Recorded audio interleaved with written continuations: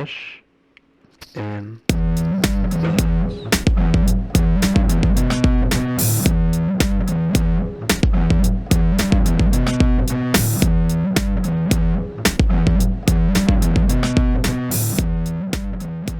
All right, welcome back to another episode of Fresh and Buds. I'm your host, Tommy Fresh, and I'm joined by, Billy Buds. Should we call you Billy Buds? No, Bill I'm from into Spiked Feeders. How you doing, man? We have Everfest coming out here this weekend. We're going to do a little bit of a set review. How are you?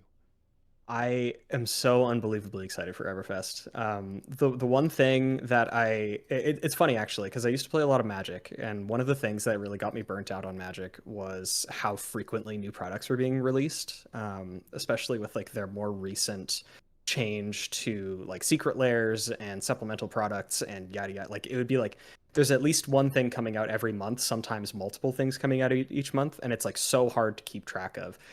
And I almost have the opposite problem with Flesh and Blood, where we had Tales of Aria back in September, something like that, and then we had really nothing in between except for just recently we had the spoiler season. So I've been like itching for more Flesh and Blood content. I need the brain juices. I need the serotonin.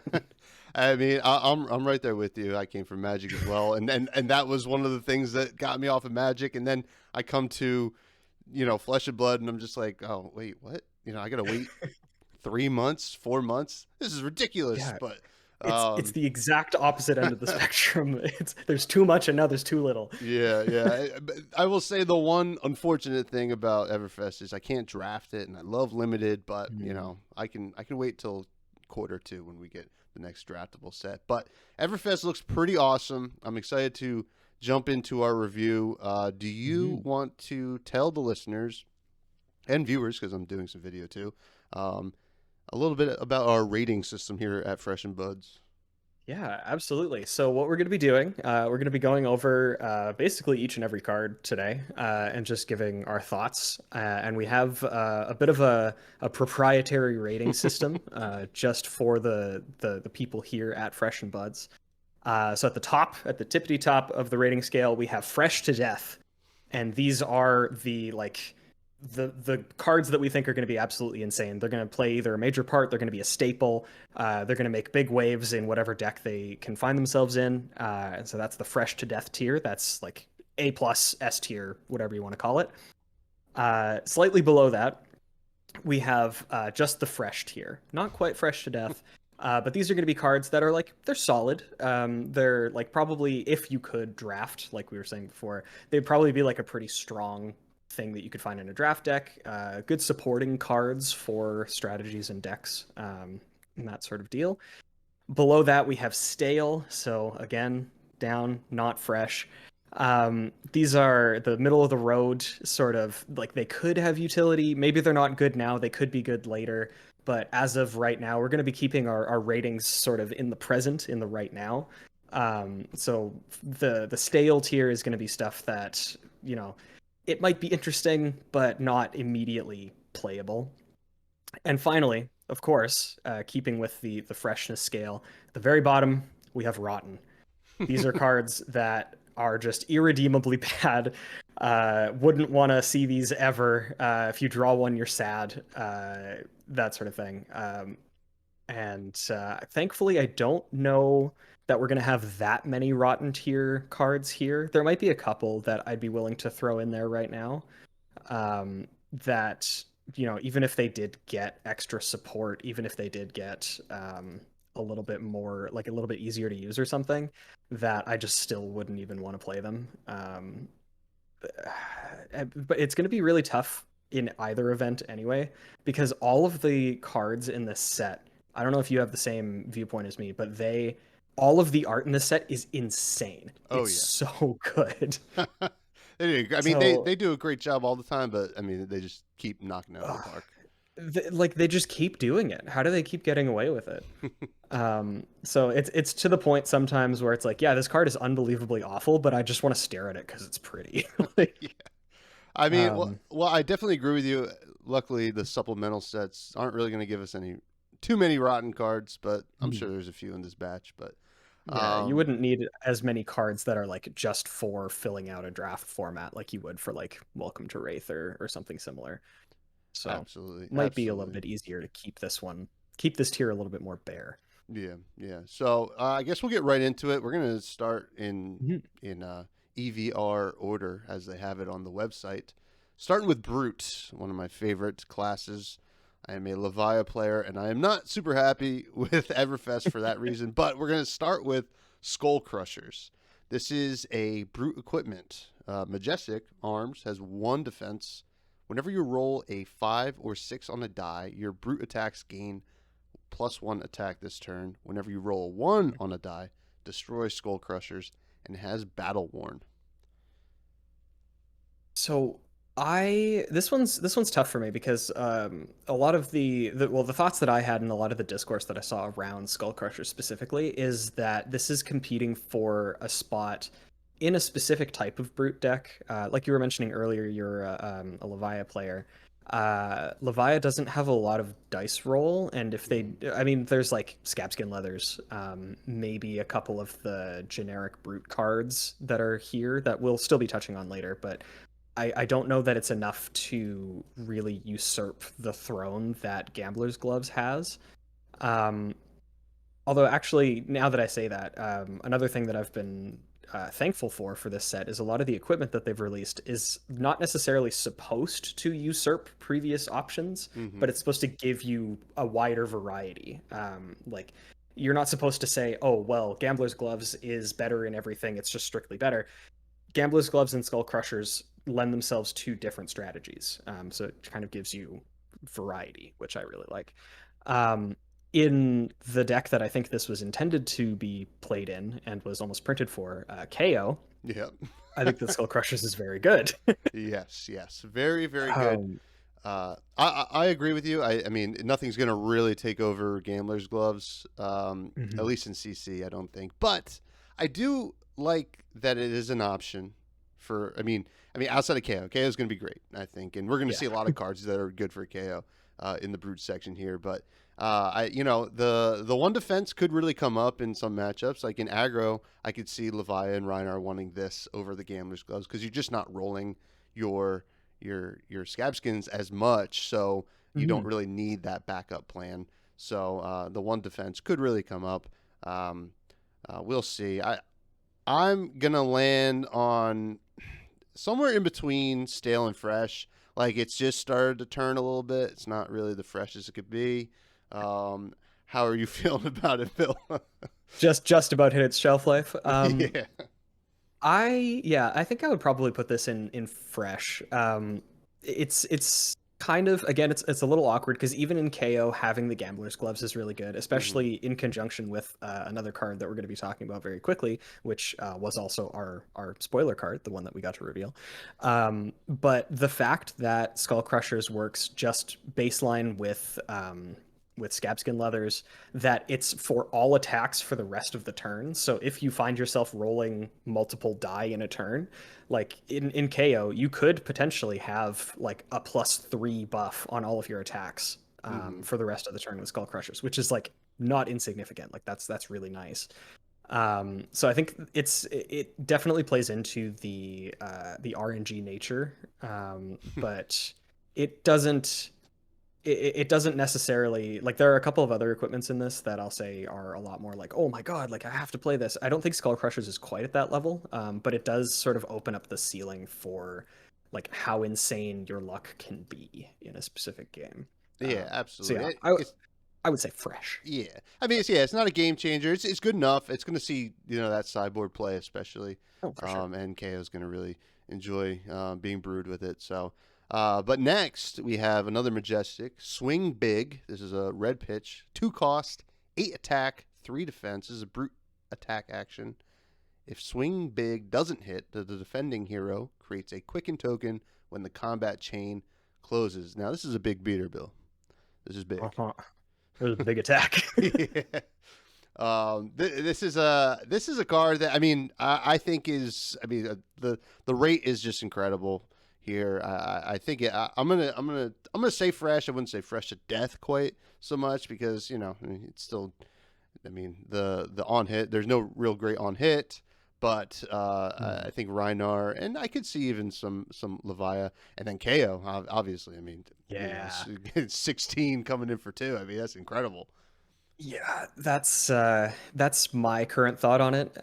It's just as you said, it's a really great rate for an attack. Like it rivals how efficient like Guardian attacks usually are, Hmm. but it costs less because it does have that like technical downside, which I think it fits perfectly and is likely at its best in KO. Because I actually have a KO deck put together for Blitz, and the mindset behind choosing attacks for the deck is very much just how many of these things have inherent dominate, and like how many of them can we play. So a lot of the cards that you have, they're just like 2 or 3 cost attacks with dominate, Hmm. um, that are usually base power of 6. So the fact that this has +2 on it, it doesn't have dominate, but with the fact that it's bigger, it doesn't matter quite as much. And the fact that it doesn't like it has +2 from all the other stuff that you would play. It only costs 2, which is 1 resource less than you would normally play for something this big. Hmm. And the double just makes it like absolutely crazy. So yeah, I really like this. This is a lot more solid of a fresh rating for me, Yes. just because I can very clearly see its place within a KO deck. I think that this is like at its best, and you play probably the maximum copies you can in KO. Um, just because you look at it, it's all the stuff that he wants to do, and it's just better than the current options outside of having dominate. But again, when you're at the very least, if you hit with them, you're attacking for 16, which doesn't even really need dominate. It just is a Yeah. huge attack anyway. So And then and then for Rhinar, I mean, I think this will see tons of play. I mean, it's a shoe in yeah, for Rhinar. You intimidate once, that's their whole hand. It would take normally to block. I mean, it's just strong. Yeah, that's yeah, no. it's just a good brute card. Yeah. It's exactly what Big we fan. want from Brute. But so fresh on that bad boy. Mhm. Next, we have KO Specialization. This is another Majestic. This is a blue pitch, ready to roll. It's Oh this yeah, there it It's is. this card. Wow. It was our reveal card. We have Oh it man. already. 0 cost. It's a brute action. It's got 3 defense. KO Specialization, so you can only play it with KO. If you would roll 1 or more dice this turn, instead roll that many dice +1 and ignore the lowest roll. Go again. I gotta say, you guys got one of the best art in Oh, terms for of any of the sure. spoilers. I mean, this card is insane looking, man. Oh, it's gorgeous. We were completely floored, like at all points when we were looking at this card initially. The I think one of the biggest things is that it kind of confirms the existence of like dragons, or maybe Oh is that yeah. that's like a wyvern or like a sandworm or something. Some sort of big beastie type thing within Wraith, or possibly this is I think Everfest is technically in Aria, but Hmm. whatever. Um, but yeah, the art is incredible, and I honestly think that this effect is kind of like nuts, Oh yeah. with how based on RNG KO is. Having the ability to basically roll with advantage for the rest of the turn, like it's not even just your next attack, it's or your next time that you would roll a die, So it's every single one. It doubles up with gambler's gloves, and like it just makes you more consistent. I think I saw somebody do the math that if you have ready to roll plus gambler's gloves, it turns KO's ability from like a 33% chance to double to like close to an 80% chance to double. wow. Wow. Yeah. Like it's just really strong and a really great um just amount of consistency that you can add for a card that really doesn't have that much opportunity cost outside of that. Like it costs 0, it pitches for 3, and it blocks for 3. Like it's just so efficient. Do you think this is our first fresh to death? Because in the deck that you're going to play it in, it's going to be an all-star. It would be an all-star. You would play maximum copies, and I don't think it's particularly close. Like obviously I'm a little bit biased because this was our first preview card ever, 1, and 2 our preview card for this season. I would definitely rate this as a fresh to death. I think that it just changes the game for KO decks and makes them. They were already kind of a dark horse. Like you'd see Gambler's Gloves in the sideboard for a lot of Blitz decks. It was just because KO can come out of nowhere and literally one shot you on turn one. And I think this makes it even more likely. So yeah, I think this is a no-brainer for Fresh to Death, at least for me. Oh man, I'm getting ready to build a KO Ultimate Pit Fight deck. I know that this is going to be a lot of fun. But yeah, Fresh to Death, we're ready to roll. Um, we got another Majestic here, Rolling Thunder. Brute action. It is a red pitch, cost 1, 3 defense. Roll a 6-sided die. Oh, more dice rolling. Your next brute attack this turn gains +X, where X is the number rolled. Go again. Nice little buff here. I mean, with ready to roll, kind of has some stuff going on. So for the best you're going to get is 6. Worst you're going to get is 1. 1 for 1 sucks. 6 for 1, very good. On average, I guess you're getting 3. So yeah, you get 3 on average, which 1 for 3 is like okay. The way that I usually think of these buff cards is thinking of them like an attack for the same rate. So on average, this is a 1-cost attack for 3, kind of. It's a little bit more flexible because you can add it to your weapon, or you can add it to things that have a better on hit or something like that. But on average, a 1-cost attack for 3 with Go Again is like very mildly playable. And not even in Brute, it would be playable in like Rune Blade or Ninja or something like that. I am a little bit colder on this one. It obviously becomes a lot better in context with the die roll support that we've gotten, and of course with Ready to Roll. But I think I would only ever play this, or probably even see it played as like as like a utility card. Like sometimes you just get a big buff with it, and maybe you kill your opponent. But I wouldn't want to draw 2 of these in my opening hand. No, yeah, I'm pretty lukewarm on it as well. I mean, even in the ready to roll, like balls to the wall deck, I don't think Rolling Thunder is really going to be perform where you want it to perform. I mean, the 6 is good, right? If you hit the 6, is good, but is it good enough to take up a slot in your deck? I'm actually gonna say a little stale on Rolling Thunder. I don't want to play this card, to be honest. Yeah, I would say stale, just because like I would probably, as I said, I'd probably play it as like a fun of in my KO deck, just because the idea behind it is you want a high roll so that you can, like, just for the rub-ins for your opponent, be like, look, I'm more skilled than you because I rolled a 6. But outside of that, like, I wouldn't want to rely on this sort of effect to really close out a game. And the average of 3 buff, like, you could just be playing what is it, Savage Swing, which is a 1-cost 6 as an additional cost discard a card. Like, that's a guaranteed 6, sort of, like, more consistently than Rolling Thunder. So I don't know. Again, it has a place in my heart and has probably 1 slot in my deck. But outside of that, like, I'm not like excited about it, Yeah, me neither. Yeah, stale. Hey, listen, it'll be fun. I bet. I'm picturing the scenario where I play this with my Skull Crushers and roll the 1 on Rolling Thunder and lose my equipment and only get a +1. So like, I just like I've been burned before. I don't want to be burned again. So it can lead to some pretty big feel bads. Oh, we got. I mean, speaking of the opposite of feeling bad, is High Roller. So this comes in each pitch, red, yellow, and blue. But we're gonna just talk about the reds, and then kind of talk about any kind of utility like blues or yellows might have. But the red is a 0-cost brute action. It's at rare. It has Intimidate, which is fun. If you rolled a 4, 5, or 6 on a die this turn, instead Intimidate twice, and that is Go Again. And has 3 defense. This one, to me, is a little underwhelming. Yeah. Yeah, like the thing about all the other, like if you compare it to the other cards that have Intimidate, like all the other brute actions Mm-hmm. that cost 0 with Go Again that have Intimidate, like there's Barraging Beatdown, which gives like a pretty significant buff to your next attack if it's not defended by 2 or more non-equipment cards.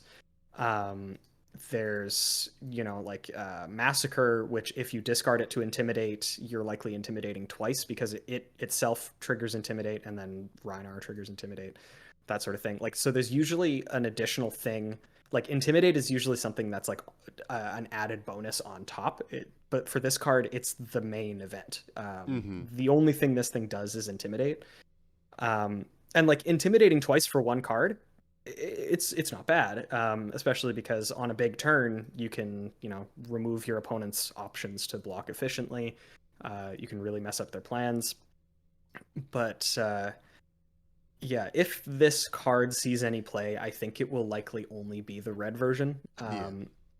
Because, and we were kind of talking about this before we actually started filming, but the red version gives you basically a 50% chance to have the second Intimidate, even though obviously you can like choose your time. You can like wait for a turn where you've rolled a 4, 5, or 6. Mm-hmm.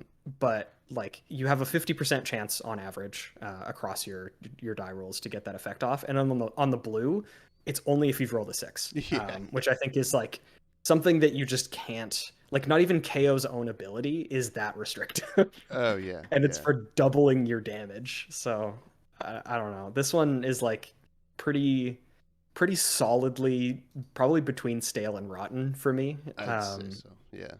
Like, again, if it did something else other than Intimidate, then I'd probably be a little bit higher on it. But um, like as I said before, like you can wait for your time, but as a brute, if you're waiting, you've kind of lost a little bit. So Yeah.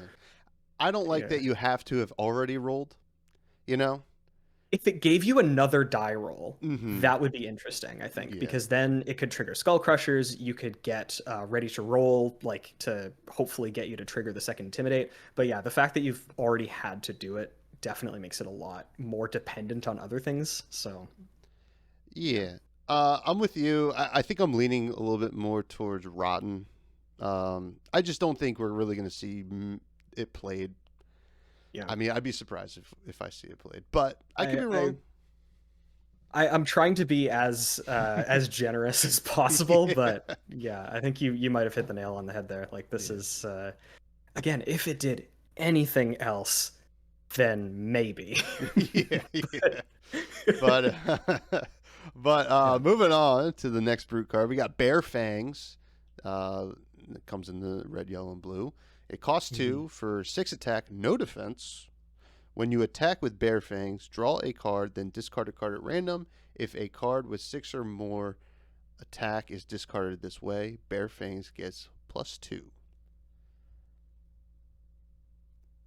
I know I said earlier that I don't want to put things on the rotten tier, but like brutes play pulping, which is a really good Mm-hmm. attack that has no defense, because it can have dominate and go again, Yeah.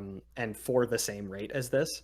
I think that the downside of having no ability to block with it for the potential upside of getting +2, I don't think pushes this over the edge. If it was like, if the red was 7 attack, the yellow was 6, so that you could play a yellow 6 with like moderate upside, Mm-hmm. just for pitching and discarding synergy, I could maybe see an argument for it. But I think as is, I would put this in rotten unless I'm missing something. The only thing I could really see is like maybe a never block Rhinar deck, Mm, just to get more of that, discard going. But even full on then, aggro. yeah, even then, I'm with you. Yeah. Definitely rotten on this. There are just other better options already. Yeah, And the benefit, especially because like the draw card then discard a random cards, like brute attacks are interesting because with some of them like Savage Swing, like I said before, the additional cost is you have to discard the card, so you can't play it if it's the only card in your hand. With these ones you can, which is cool, but then it also opens you up to the opportunity of like drawing your Barraging Beatdown and discarding it, and yeah, like losing that, not getting the buff, not getting Intimidate. Like there's a pretty big potential downside for that sort of thing. So I'm really cautious about them. I think tear limb from limb and pulping are like the biggest upsides that you can get for that sort of exposure, and I really don't think that this quite gets there for me. Yeah, I'm gonna agree with you there, Bill. But we do have another 6-0 Woohoo! defense card. This is Wild Ride. Speaking of Yeah. pulping, this one kind of seems a little bit like pulping. Mhm. Wild Ride or the red pitch is 2 costs, 6 attack, no defense. When you attack with Wild Ride, draw a card and discard a card at random. If a card with 6 or more is discarded this way, Wild Ride gains go again. So, So yeah, this one isn't quite as like just snap rotten as the last one was. I think mhm. that go again on average is going to be better than +2. Like if you had to play a card like this that had no block, like it's technically better than Smash with Big Tree. Uh, Yeah. like, hang on, Smash with Big Tree. I don't remember what the attack on it is. I don't know off the top of my head. Two Yeah. for 5 at blue. So it's like it's one less attack, but you could Mhm. potentially get go again. Like I would probably consider this because even if you're just like you attack with this with go again, and then you can like romping club after, that's like not bad. Yeah. It's not game, it's not meta defining, but it's better than Bear Fangs. Um, Definitely. I think that what it do you? will see a little bit of play for brute players who just want to go a little more wide, a little more Yeah. consistently. But that being said, not being able to block is a cost, and It's a very big downside, like a yeah. lot bigger than people realize sometimes. hmm I mean, I looked at it and I was like, can I fit this into Leviah? Because like that was always the problem. It's like I need to go wide a little bit more, Hmm. and I could fit it in there, and I would probably regret it. So I'm on the stale side. I think some people will play it a little bit, but Yeah, outside of I that, think it but would see more play than Bear Fangs. So I think I'm with you with Stale. hmm It's like decent. It's not the best brute attack that exists, but Go Again is like something that you just don't really see that much on brute cards, and it's kind of for a reason. Because brute attacks are usually either really efficient or have like decent upside outside hmm of just their attack. So being able to weave in multiple, like even if this just ends up being an extra 6 damage that you can weave in, like that's 6 damage. That's a lot. So yeah, yeah, exactly. yeah. So a little stale on it, but yeah, we'll see how where that one really lands. Mhm. Now, the next card is the story of my life. It is Bad Beats. Comes in red, yellow, and blue. This is a brute action, non-attack action. It is a 3 defense. So we're gonna talk about the red one here. It has a 0 cost for free. Roll a 6-sided die. Oh, more dice rolling. If the number rolled is a 4, 5, or 6, the next brute attack action card you play this turn gains +5. Go again. 50% I'd like to hear chance. you. Yeah, I'd like to hear your thoughts on this one first before I say anything. So, I'm not playing this uh, in CC. I'm Yeah. probably playing it in KO with the support. I think that's where you're going to see it. Tell me if you feel differently, but I can't see myself. I can't bring myself to put this in a 60 card deck.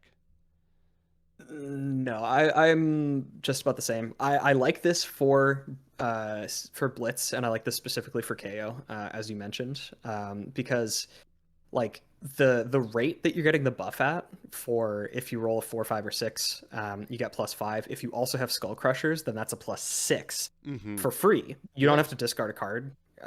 Like it's just for free. So like that's a pretty decent rate, especially if you're evaluating it like I was with that previous card, where you treat it like an attack. So if this was a 0 cost attack, if you and roll a 4, 5, or 6, if you do this attack gets +5. Like that's just basically Enlightened Strike. Okay. Not as Yeah. consistent, but just drawing a comparison to a really like decent and efficient attack.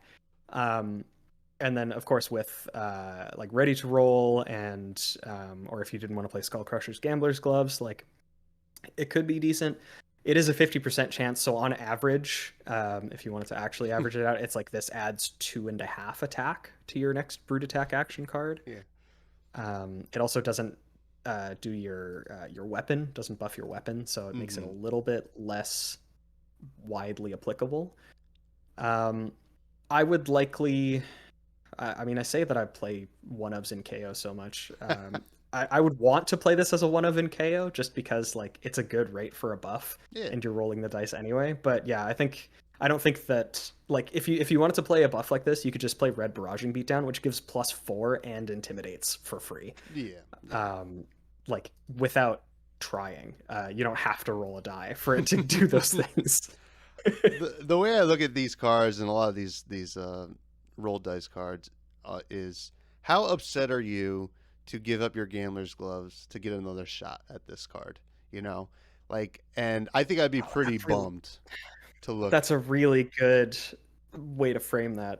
Yeah, I like, really wouldn't want to break my gambler's gloves for a chance at +5. yeah, because like you don't have to, right? Because it has go again. Yeah. You could just play that, and like your gambler's gloves, like you look at it and you're like, oh man.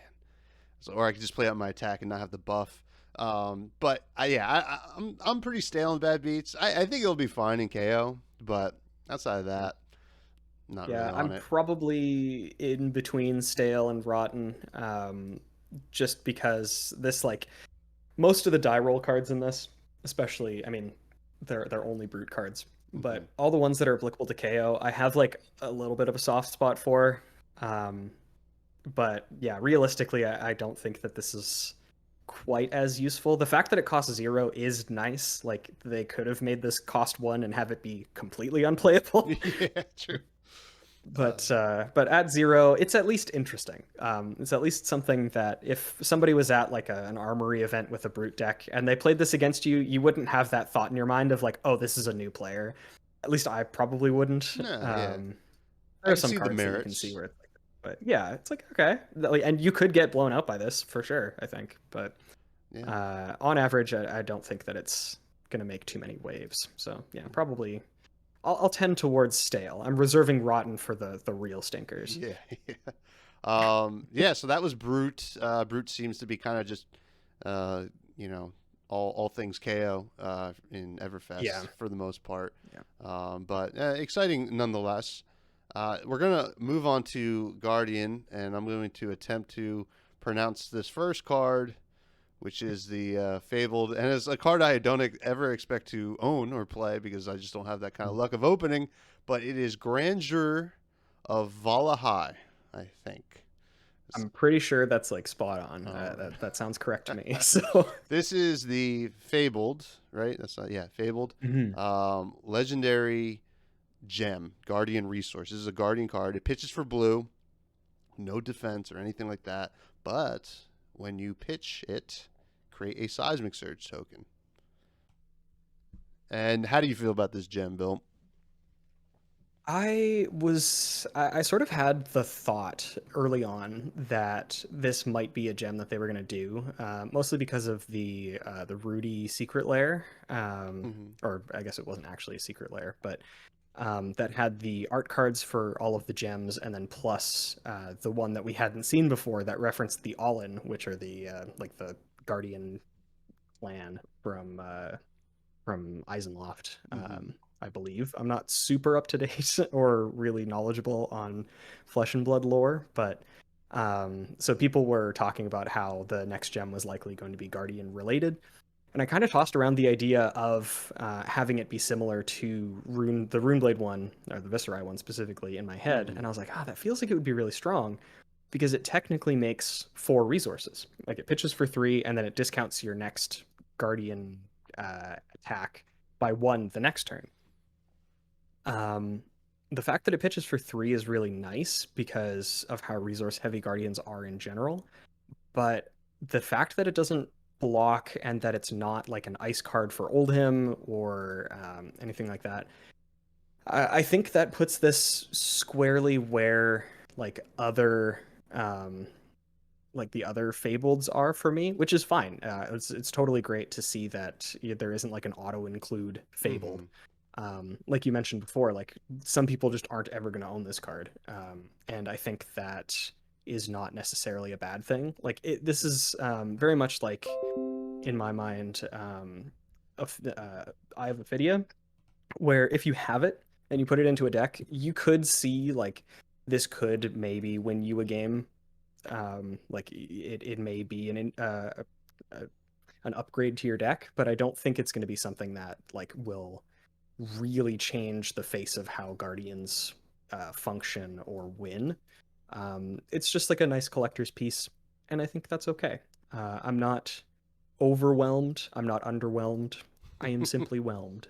That's a great way to put it. I think it's a fine card.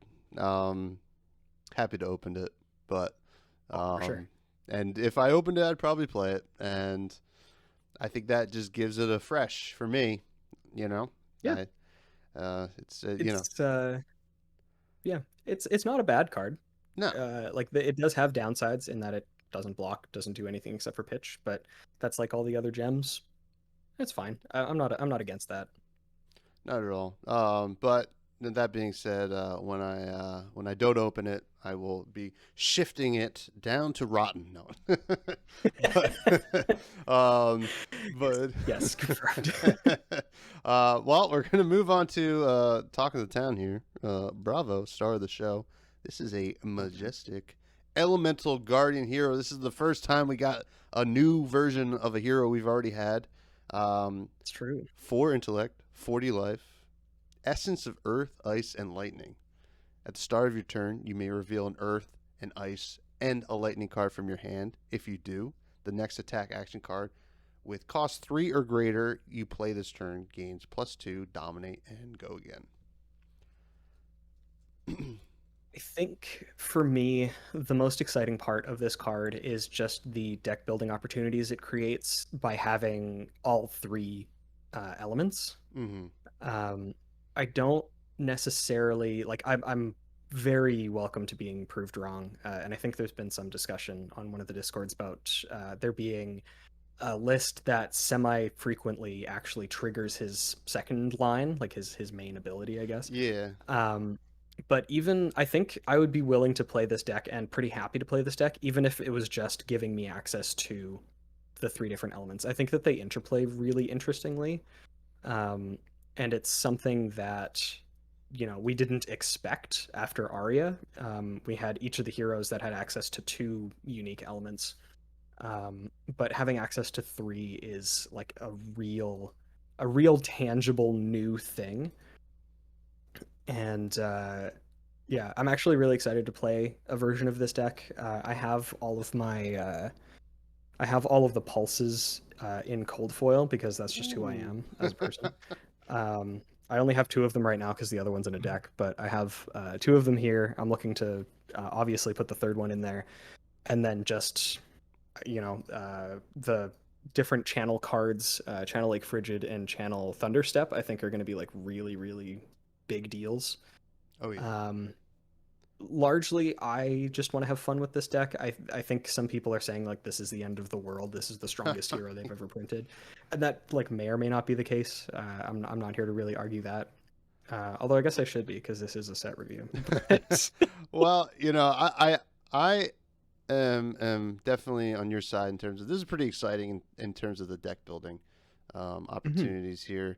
We're going to see a whole lot of different iterations on what Bravo or Starvo, as Drew Cordell's been calling it, Yeah. on what Starvo can do.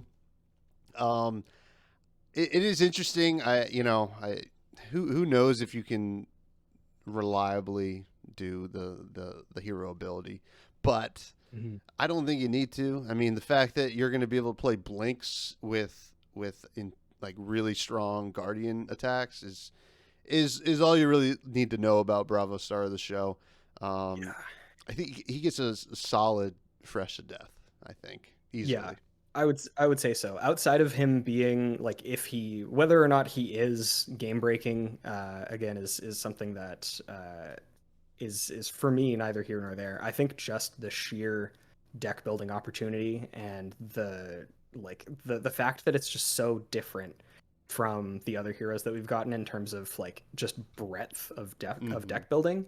I am also going to say this is fresh to death. He's just super cool and indicative of like a really interesting foray into design space that they've now proven that they're willing to actually go into. Um, Yeah. so yeah, I would love to see more stuff like this where it's just like interesting. Um, but I guess we'll have to find out what that next sort of foray is going to be. Like, are we going to get a light and shadow hero? Oh man, don't tempt me, Because that man. would That be sounds weird. amazing.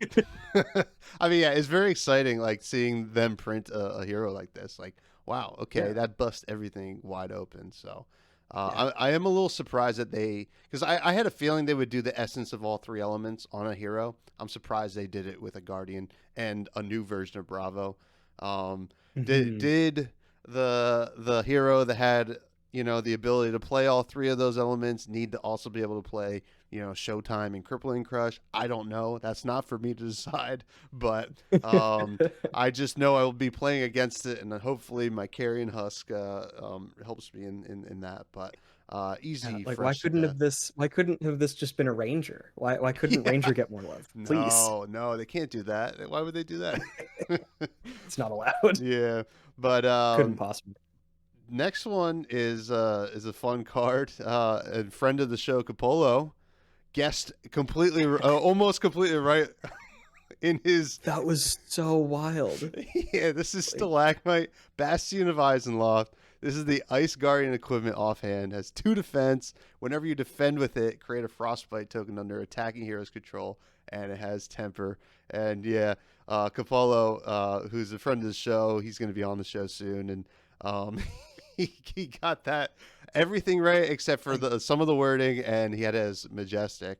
yeah, Pretty wild. I mean, but first of all, this card, I love this card. oh yeah. Before we even get into the gameplay of this card, just the art is incredible. I love the like extended art frame that they've Mm-hmm. done for this, plus Rampart, plus what we've seen one of the other Guardian Majestics, but the chest piece, The chess piece, Earth yeah. Lore Bounty, Mm-hmm. also has extended art. Like I just love the extended art with squished text box. It really lets the art like be the centerpiece of it. Oh yeah. Makes it feel a lot more sort of awe-inspiring almost. Like it's just so cool, and I love that they're willing to do that. Um, but my one thought about this card that I think I might be off base. I mean, Okay. I don't play a lot of Guardian, but this card to me like lends itself almost perfectly to an aggressive Guardian strategy. Mm-hmm. And that feels weird because, it's creating frostbites, it's a Guardian offhand, so you're not playing the two-handed weapons. It feels like it would be a slower card, but it's the fact that it has temper. You can get a maximum of 2 frostbites out of this. So realistically, what you're going to be doing is defending with it to try to trip up your opponent as much as possible. You can wait. You don't have to block with this like at the beginning of their turn. You could do it in the middle of something, like if you're trying to block, like trip up a Benji player or something. Oh yeah. You can do it like mid combo, and try to have as much of a defensive impact as possible, and then that allows you to retain cards in your hand so that you can swing back with your like what pulverize the 14 attack card that they Oh, revealed. yeah. um like to me, I've seen a lot of people say, oh well, this card's bad because you could just be playing like Crown of Seeds and Rampart, and I think that this card is for a completely different strategy. Oh yeah. I think that it is for an aggressive deck to try to like trip up your opponent and steal tempo, or at least make them play way differently than they normally would because they're like, oh well, I could get a frostbite at any point. Um, and just allow you to retain resources in hand so that you can have a gigantic swing back when they really kind of weren't expecting it. Um, so yeah, a lot of people are rating this as like a defensive card. I think this is purely an offensive card. Oh yeah, definitely. I mean, this card is. I'm gonna go ahead and say it fresh to death. I think this card, and I'm Yep. with you. I think it lends itself to a more aggressive strategy, and it's a great option for certain matchups for like Oldham, even if Absolutely. they're on the the defense side. Now there is a card we're going to talk about that is specifically very, very good with Stalagmite coming up. I think in a Majestic slot on Guardian. This card's awesome. Shout out to Capolo. I mean, that was insane that he gets this. Everybody thinks he's got an inside job. The prophecy, dude. It was pretty crazy. But are you agreeing with me? This is fresh to death, or? Yeah. I think that it's a lot better than people are giving it credit for, but for different reasons. Like I was saying, like I really do think that if you put this into an Oldhim deck, you can just have more opportunities to trip up your opponent. It is less of a controlling strategy that this lends itself to, which is also something that people are sort of like questionable on, I suppose. But with how like efficient Guardian attacks are, I think that even just having like one or two opportunities to create your moment by giving them an inopportune frostbite, I think is like more than good enough. To get in your, like a fused Oaken Old or something. That's definitely reaching for the stars, but you get in gigantic attack when they tripped up their entire turn, and then they have to block unfavorably, and then they're on the back foot for the rest of the game. And I think a lot of it can just be tied back to giving them a random frostbite. Yeah. So yeah, I'm pretty high on this card. I like it a lot. Yeah, and we saw with pre-ban Briar that go wide is the word, and this definitely likes to, put it in go wide's face, So yeah, we will see where Stalagmite ends up, because he could be in both Oldhim or Starvo. But pretty exciting. Next, we have Valda Bright Axe, the new young Guardian hero. He's got 4 intellect, 21 health. Ooh. Whenever she's thick. Yeah, she's beefy. She's hardy. She's ready to, crush some skulls. Whenever an opponent draws a card during an action phase, create a Seismic Surge token for each card drawn this way. At the start of your turn, if you control 3 or more Seismic Surge tokens, cards you own with Crush gain Dominate this turn. This is a fun card. Very fun. I like the fact that she has 21 life. I just think that that's really cool. I mean, we saw a lot of that, the willingness to change around life totals with the crew heroes, because the main ones from Welcome to Wraith and Arc all had just the regular stat line of 4 health or 4 intellect, 20 health. Then they were playing around with the space a little bit more in crew, and they've taken another opportunity to do it here, with Valda having 21, Icelander having 18, and then I don't know how much the merchant guy has off the top of my head. I think it might be 20, but either way, I like the fact that they're able to do that. It's a really interesting and very incremental way to balance heroes, as opposed to balancing like the whole class. But outside of that, I think her ability is just like generally really good. There aren't that many ways to draw cards in this game, and right now I think that's actually a pretty good thing, because like drawing cards is really powerful in Flesh and Blood. I think maybe even proportionally more so than most other games, just because of the sheer amount of options that cards give you. So even though it's like, okay, if you look at this, and I know when people first saw Valda, they're like, okay, well, we play Coax a Commotion, and we make everybody draw a card so that you can get a Seismic Surge. I don't even necessarily think that you have to do, like, you don't have to go that hard on it. You can just have Valda be an aggressive deck. You can play Tectonic Plating or the next card that we're going to be talking about, Earthlore Bounty, and just have like incremental value from Seismic Surges that get better the more sort of greedy your opponent is. And then of course you have an extra life point, which sounds insignificant, but when a lot of games go down to 1 life each, like, it can be a real thing. Yeah. I mean, I think Valda is very fun. I think she's good. She's very good, and I think she's going to be good for the game. I think it's a fun card to build a deck to like make work, right? Like it really challenges your deck building. which I think is a really good thing, especially for Blitz, which is, kind of the more casual side of things. People do get competitive, but Yeah. and it's also something worth looking at for Ultimate Pit Fight if that's something they can want to continue to kind of have support for, which this seems like a shoe-in for. So yeah, I think Valda Bright Axe is fresh to death. I think it's great design. I think it's a lot of fun. I think people are gonna be kind of scared when this card's at the table, because I mean, Seismic Surge tokens are good already. So on top of that, your crush cards get dominate. So like Seismic Surges were good when the only way that you could get them was Tectonic Blading, and you could only get one a turn. And they were still like, people say Tectonic Blading is really good because of like, you get to pitch a card of your choice every turn, so you can pitch stack relatively well. But also just banking a resource over every turn is like actually pretty good. Paying up front to continue getting like value over the course of the game is something that Guardians want to do anyway. So the fact that this gives you like relatively easy access to more Seismic Surges, and the fact that she scales with the development of the game, if they do decide to print more cards that draw cards, Valda just gets better. Oh yeah.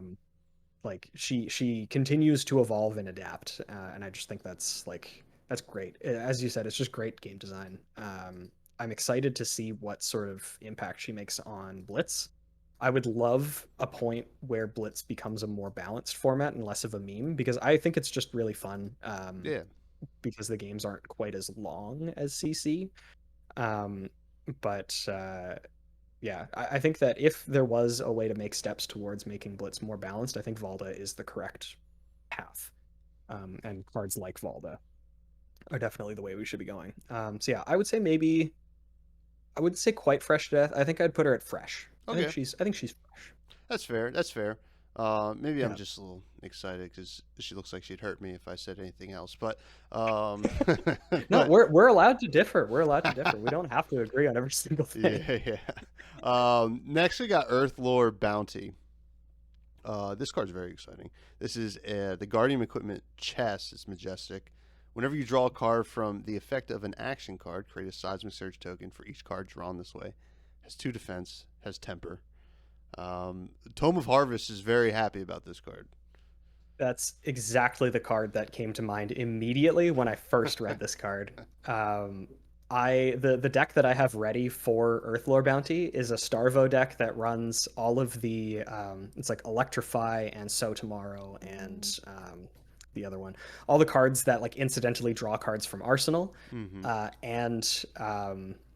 and yeah, Tome of Harvests, because having Tome of Harvests as it is, it's like, it's okay. It filters cards. Like, you're basically pitching, you pitch one card with one card in Arsenal and then the tome from your hand. So 3 cards turns into 3 cards in your hand.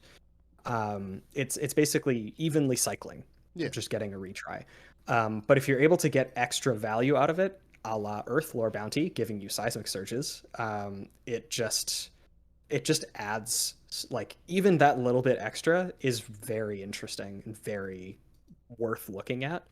I think this might be my go-to chess piece for Guardian decks, maybe specifically for Starvo, but I just love it. I love this card. Yeah, I think this card is really great.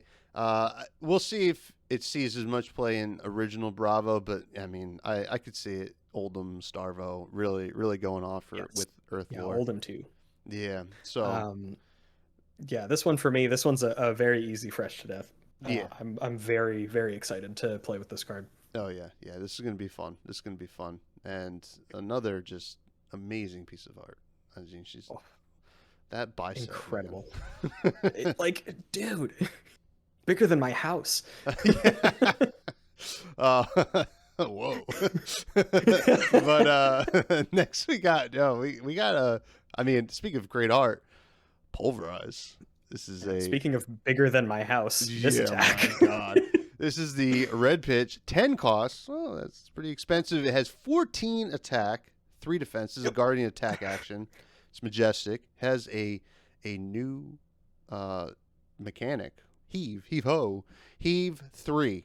At the beginning of your end phase, if Pulverize is in your hand and you have an empty arsenal zone, you may pay 3 to put Pulverize face up into your arsenal.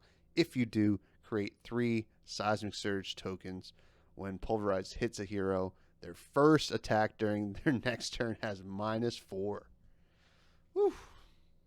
Yeah, I really like this card, not necessarily as, and it's super weird to say because obviously the main draw of this is that it's a huge attack.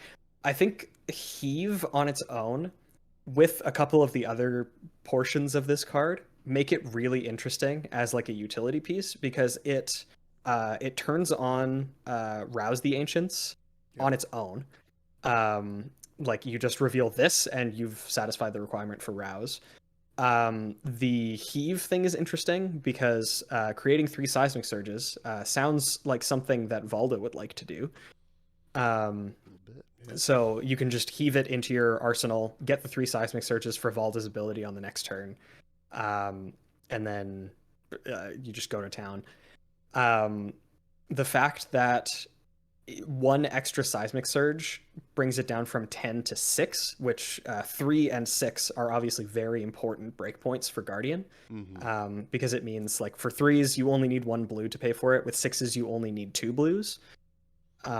7 becomes awkward, so the Heave 3 going from 10 to 7 is weird, but it's pretty easy to get 1 additional Seismic Surge, pretty much regardless of what Guardian hero you're playing.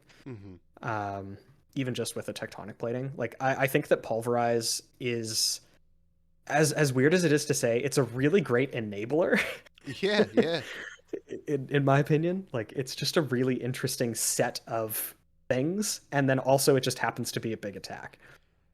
Yeah, I mean, I'm with you. I mean, the utility of this card is pretty incredible, right? You know, like you said, you get the Seismic Surges, but also you're throwing it like, so you're putting it into your arsenal, getting the Seismic Surges.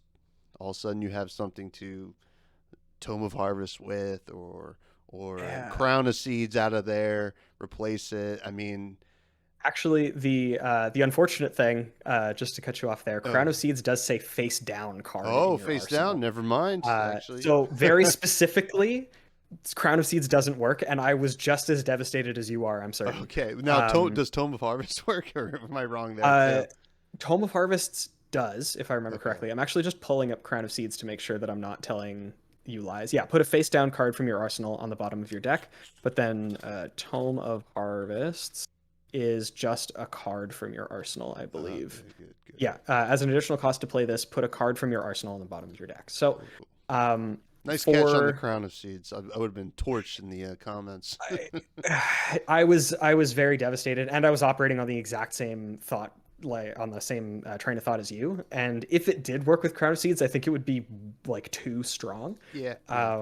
It's like maybe a good thing that it doesn't, but either way, I think that Pulverize is, in addition to just being like the biggest attack and really impressive because of it, I really like it. I would probably put it as a fresh, just because like outside of the utility, just playing it as like a 10 cost attack for 14. It sounds like a great rate, but it's a really weird breakpoint for most Guardian decks. But it has, like, as I said, as weird as it is, it has decent utility within the decks that you would find it in. I feel like we're gonna see one-ofs in a lot of decks, and one and twos. But yeah, I'm with you on fresh. Also, just as a side note, this is a great silver bullet to pull out of your deck with Awakening when you're behind. Ooh, yes. Because you just make it super cheap, and then you toss a free 14 attack card at your opponent, and you love to see it. Oh man. Next we have a nice little tutor card, Imposing Visage. Visage. I don't know. Visage. Yeah, I think it might be Visage. Okay. I don't know. We'll get there. It's one of those tomato things. It is a Guardian action, 3 defense, and it's a blue pitch. Its cost is X3. Yeah, that's a weird one. That's new. Yeah, definitely new. Search your deck for an aura card with cost X or less, put it into the arena, then shuffle, go again. Mhm. Pretty strong effect here. There Oh, for are sure. some solid auras in Guardian already. Um, Now it is expensive, so you can do X equals 0. I don't know if there's any good zeros off the top of my head though. In Guardian, I don't think they have any specific zeros. I could be completely wrong on that, but I think most of them are relatively big. Mm-hmm. You can get Chains of Eminence, because it's a generic aura that costs 0, which is not like uh, it's not nothing. Yeah.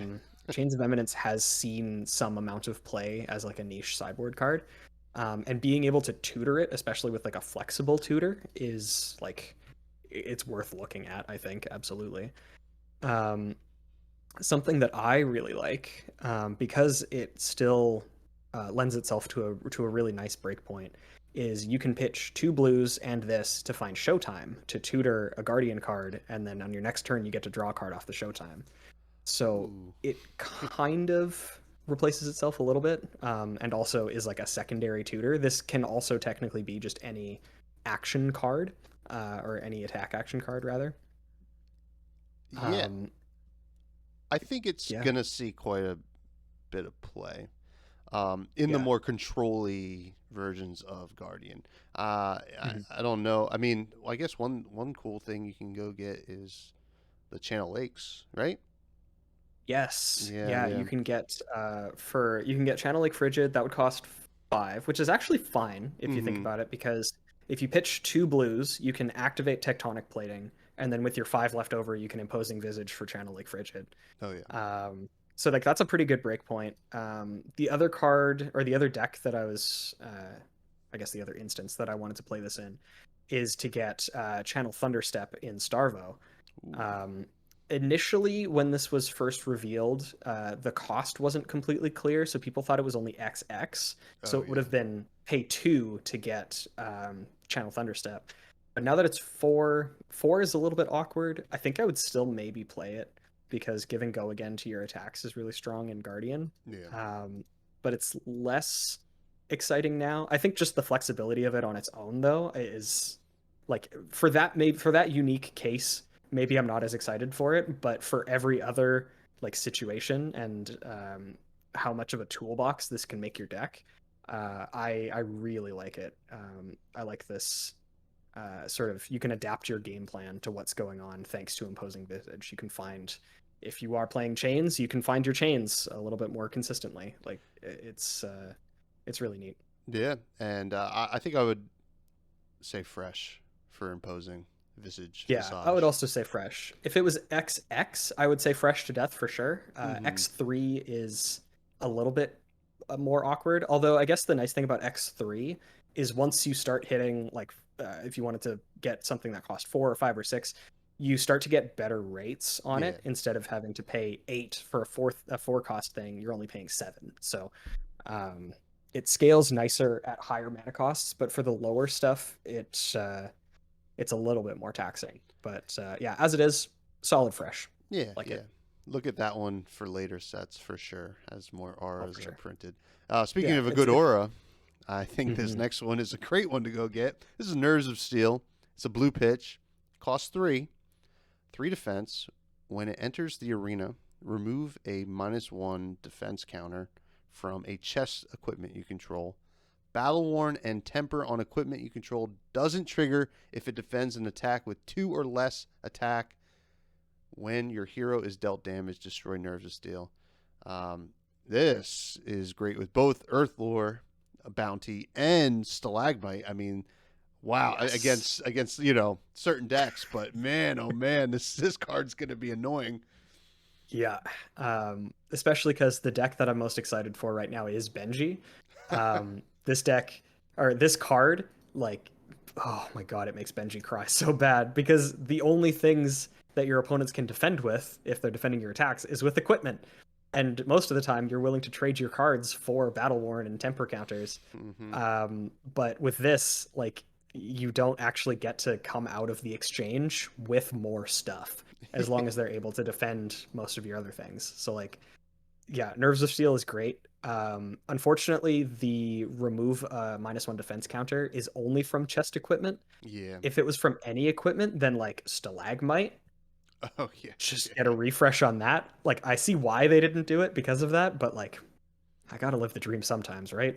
Yeah, yeah. I mean, oh god, it's gonna be. I mean, I feel bad for the Benji players, but in Blitz, you're gonna have to take up a whole 1 or 2 slots in a Mhm. Blitz deck to play Nerves of Steel against something that's probably not even gonna be that good against most other decks, but Yeah. still really cool combination with Stalagmite and Earthlore Bounty. I give it fresh. In the right cases, for Yeah. sure. I would say just because it is more of a like sideboard utility card, Mm-hmm. I would put this probably just in between fresh and stale, tending Mm-hmm. closer towards fresh. Yeah. But yeah, like I like it a lot. I love the effect. In the right matchup, it's really strong. But in other matchups, it's just going to be like a blue pitch that defends for 3, Yeah. um, which is like fine. There's it's good thing that it doesn't cost or that it doesn't pitch for like 1, because then I think it would be a lot worse. Oh yeah. But the worst case is that this is it's basically a gem, which is fine. Yeah. I'm okay with that. Um, Next we have Thunderquake. So it's going to be available in red, yellow, and blue. It is a Guardian attack action. Cost 6. This is the red pitch. 10 attack, 3 defense, 6 for 10 is pretty solid, and it has heave 3. Which, as we said before, you can throw it into your arsenal if you pay 3, create 3 Seismic Surge tokens. Another card that is happy to be in Valda for sure. Oh, for sure. I think that a Valda deck starts with Valda and probably 2 blue Thunderquakes. Oh yeah. Like it's the same sort of thing when we were talking about Tales of Arya when you had me and Jim on that one episode. Blue pitch cards that attack for 8 are just Mm-hmm. really good in Guardian.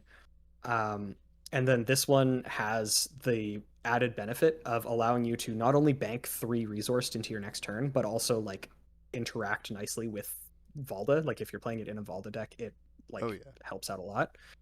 Um, and the breakpoint for the resource cost is really reasonable. Like on its own, it's just an attack for 6. Like you pay 6 for 8, which is already I think a card that you would play in Guardian decks.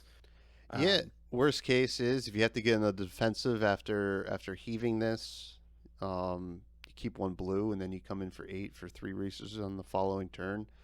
yeah, Can't pretty happy with that. I think it's just solid. Just a solid card. I mean, it's not setting the world on fire, but somewhere between stale and fresh, I would say. You're Mhm. happy to play it. Yeah, I think I'm about the same there. I think that this is just like it's not an exciting card, but it's just like it's well designed. I think that it works in the deck that it looks like it was designed to work in, and Mm-hmm. it does it really well. Awesome. Um, yeah. Now this next card. When did you pose for this artwork, Bill? I want to know. This is Well, it, this is it was in it was about 25 pounds ago, that's for sure. I would Um, say, I mean, maybe 25 pounds to your biceps at one point, right? They just switch. They switch. It's just a yeah. osmosis of some sorts. This is Macho Grande. This is a Guardian I attack action appreciate it. I appreciate it. at common. The red is 10 attack for 3 with 3 defense. Has dominate. Costs 7. We're probably gonna be Mhm. looking more at the blue, which is Yeah. 8 attack with dominate, 3 defense, but cost 7. The 7's a little weird for me, but I mean Yeah. it's a strong attack with dominate. Yeah, and like dominate is just generally a really strong keyword. Mm-hmm. I think that this would probably fit in the same deck as Stalagmite, if I'm working off of that like that mythos. Because with Tectonic Plating, this becomes 2 blue to attack for 8 with Dominate. And it makes it more awkward for your opponent to block it charitably, which, I mean, that's definitely not a new thing for Dominate, but having such easy access to it in Guardian, where like if you look at Bravo, he can give Dominate, but it costs 2 resources to like get that started. So like the fact that it costs 7 at base is awkward. With our access that we've gotten, especially recently with Seismic Surges, it becomes a lot less awkward because it hits that the breakpoint of 6. Again, I think it's just a solid card. I'm maybe like less excited about it on average than I am for Thunderquake, but they kind of find themselves in different decks. Yeah. I like Macho Grande just as like an efficient aggro card. That again, even the or even the blue cost one attacks for 8, so it's kind of like Glacial Footsteps, just a decent card. Nothing to really put it out of the running for me. So yeah, like the last one, probably between fresh and stale. Yeah. Like it's not something that's going to absolutely revolutionize Guardian decks, but I would probably find a spot for it. Yeah, I'm at the same spot for that. Next we have Seismic Stir. This is a Guardian action. Comes in red, yellow, and blue. It costs 2, has 3 defense, and the red one creates 3 Seismic Surge tokens. Go again, and then you can guess that the yellow and the blue do 2 and 1 respectively. Yeah. I think maybe Valda, the red one. I don't know if you want to like the automatic trigger on the next turn. Yeah, it's kind of weird. It's kind of like that one brute card we were talking about, where it's like creating seismic surges is great, but it's better if it has something else tied to it. Like just on its own, I don't know if this is going to be enough to make it see play. The interesting thing for me, I guess, is that it costs 2. So if you pitch a blue to cast the red one, you can make 3 seismic surges, and then you can use the leftover resource to also activate Tectonic Plating, and then you have 4, which is like kind of cool. But I wouldn't see anybody playing the blue one. The blue one is like actively bad, I think. So if any of these see play, I think it would be the red one, and even then, I think it just doesn't quite do enough. It's not worth a card in your hand, I don't think. I don't think so. Like this effect is stapled onto like Thunderquake and Pulverize. Like it's you can pay 4 more to staple an attack for 10 onto this card. yeah. I mean, and I think I would prefer that on average. So I don't know. I think that this is a lot closer to rotten than stale for me. The red one is mildly interesting just because of the interaction with Tectonic Plating I was saying, but I think just on its own, it's probably not even worth the slot. I think that's the most optimal scenario I can imagine it in. I'm going rotten on Seismic Stir. Unless one day there's like a turbo Seismic Surge deck that needs it, I'm not buying it.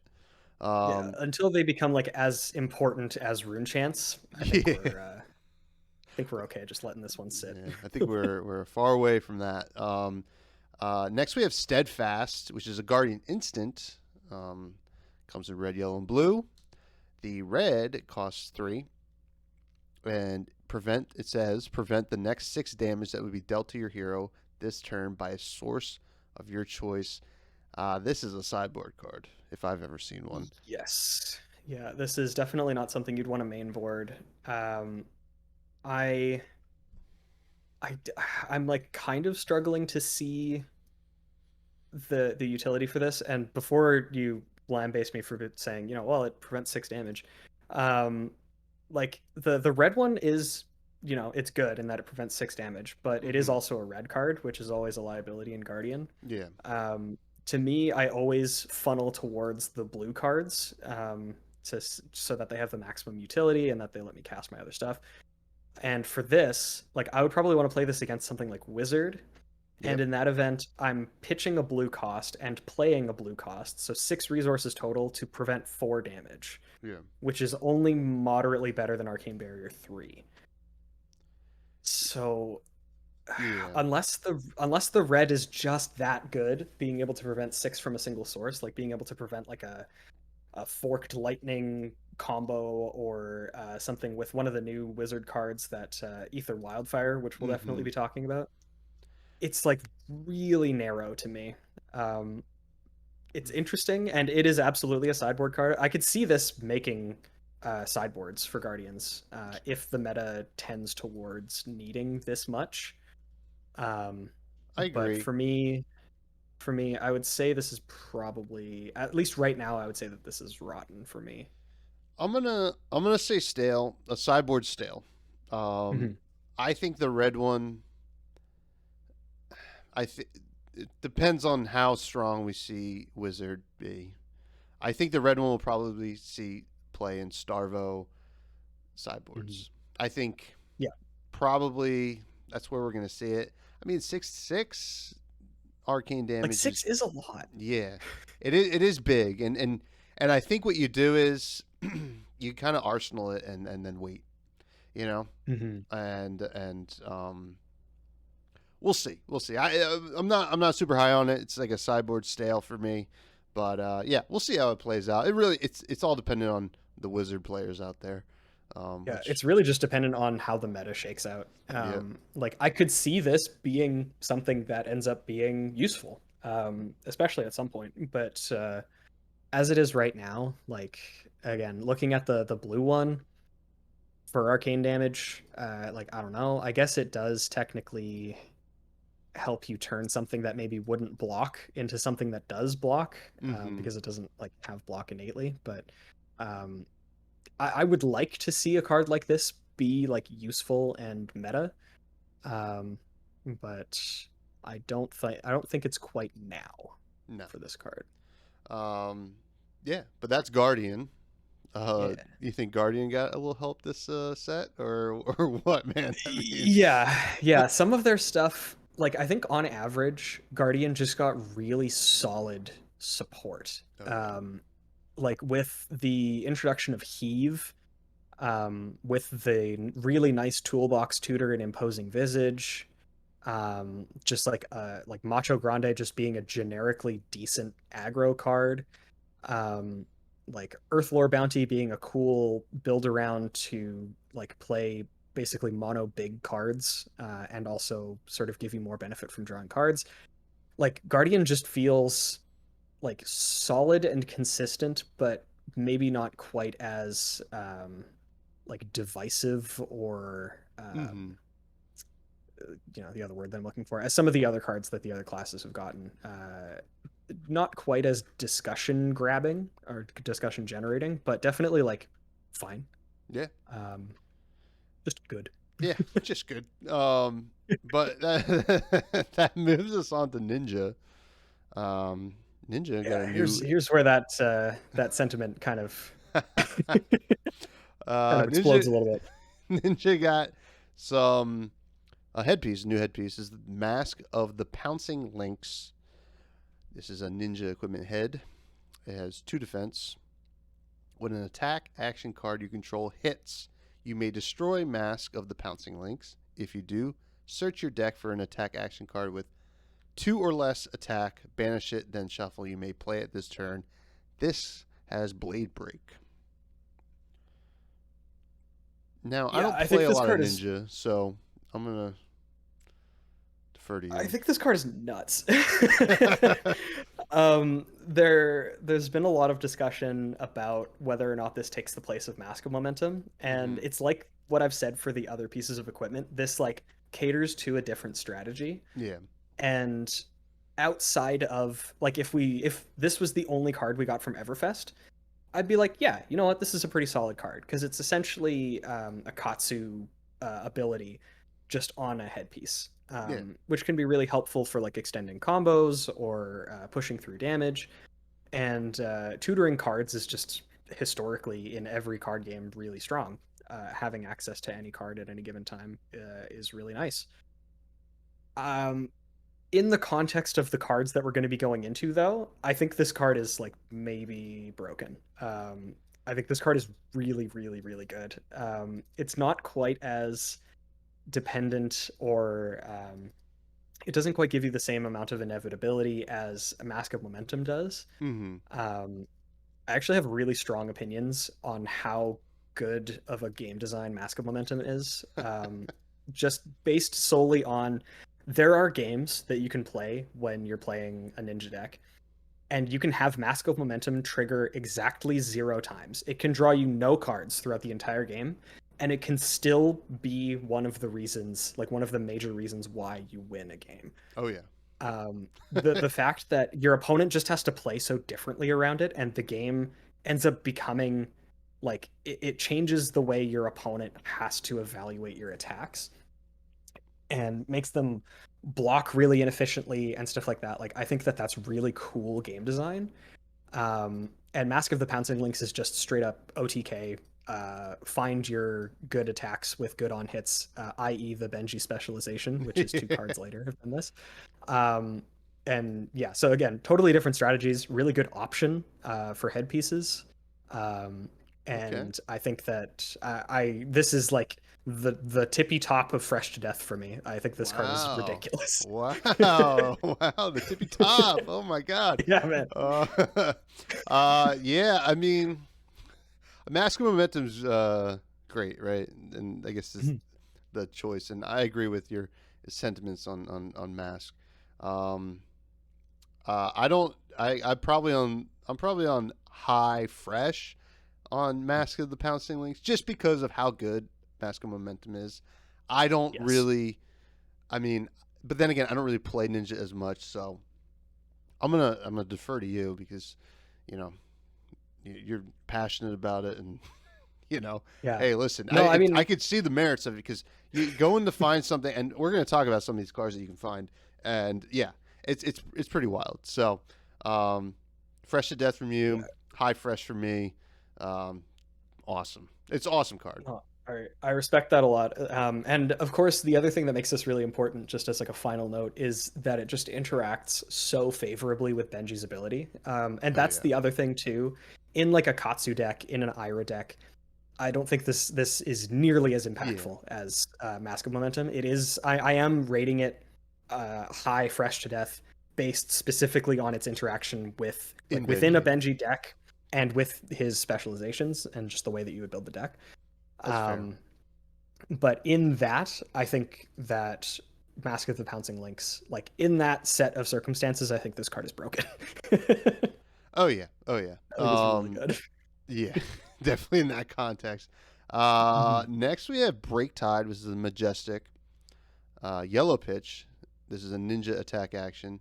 0 cost, 2 attack. Hey, wait, you can get that with Mask. 2 attack, 3 defense. Isn't that weird? Yeah. Combo. If Rushing River or Flood of Force was the last attack this combat chain, Break Tide gains +3, dominate, and when Break Tide hits, banish the top card of your deck until the end of your next turn. You may play it. Ooh.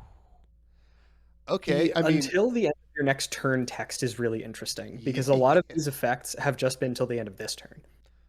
Oh yeah. Now this is a card that I could see making the Pouncing Lynx playable in Katsu and Ira, but this card seems pretty insane. Yeah. The like just having, especially because like Rushing River is, I think, pretty commonly accepted to be one of the worst combo cards that exists. Oh, yeah. Like it's not good, but it does turn on Flood of Force, which is a very good combo card, and then it also turns on this card, which is also a very good combo card. So in that context, Rushing River ain't bad because it enables really, really strong other cards.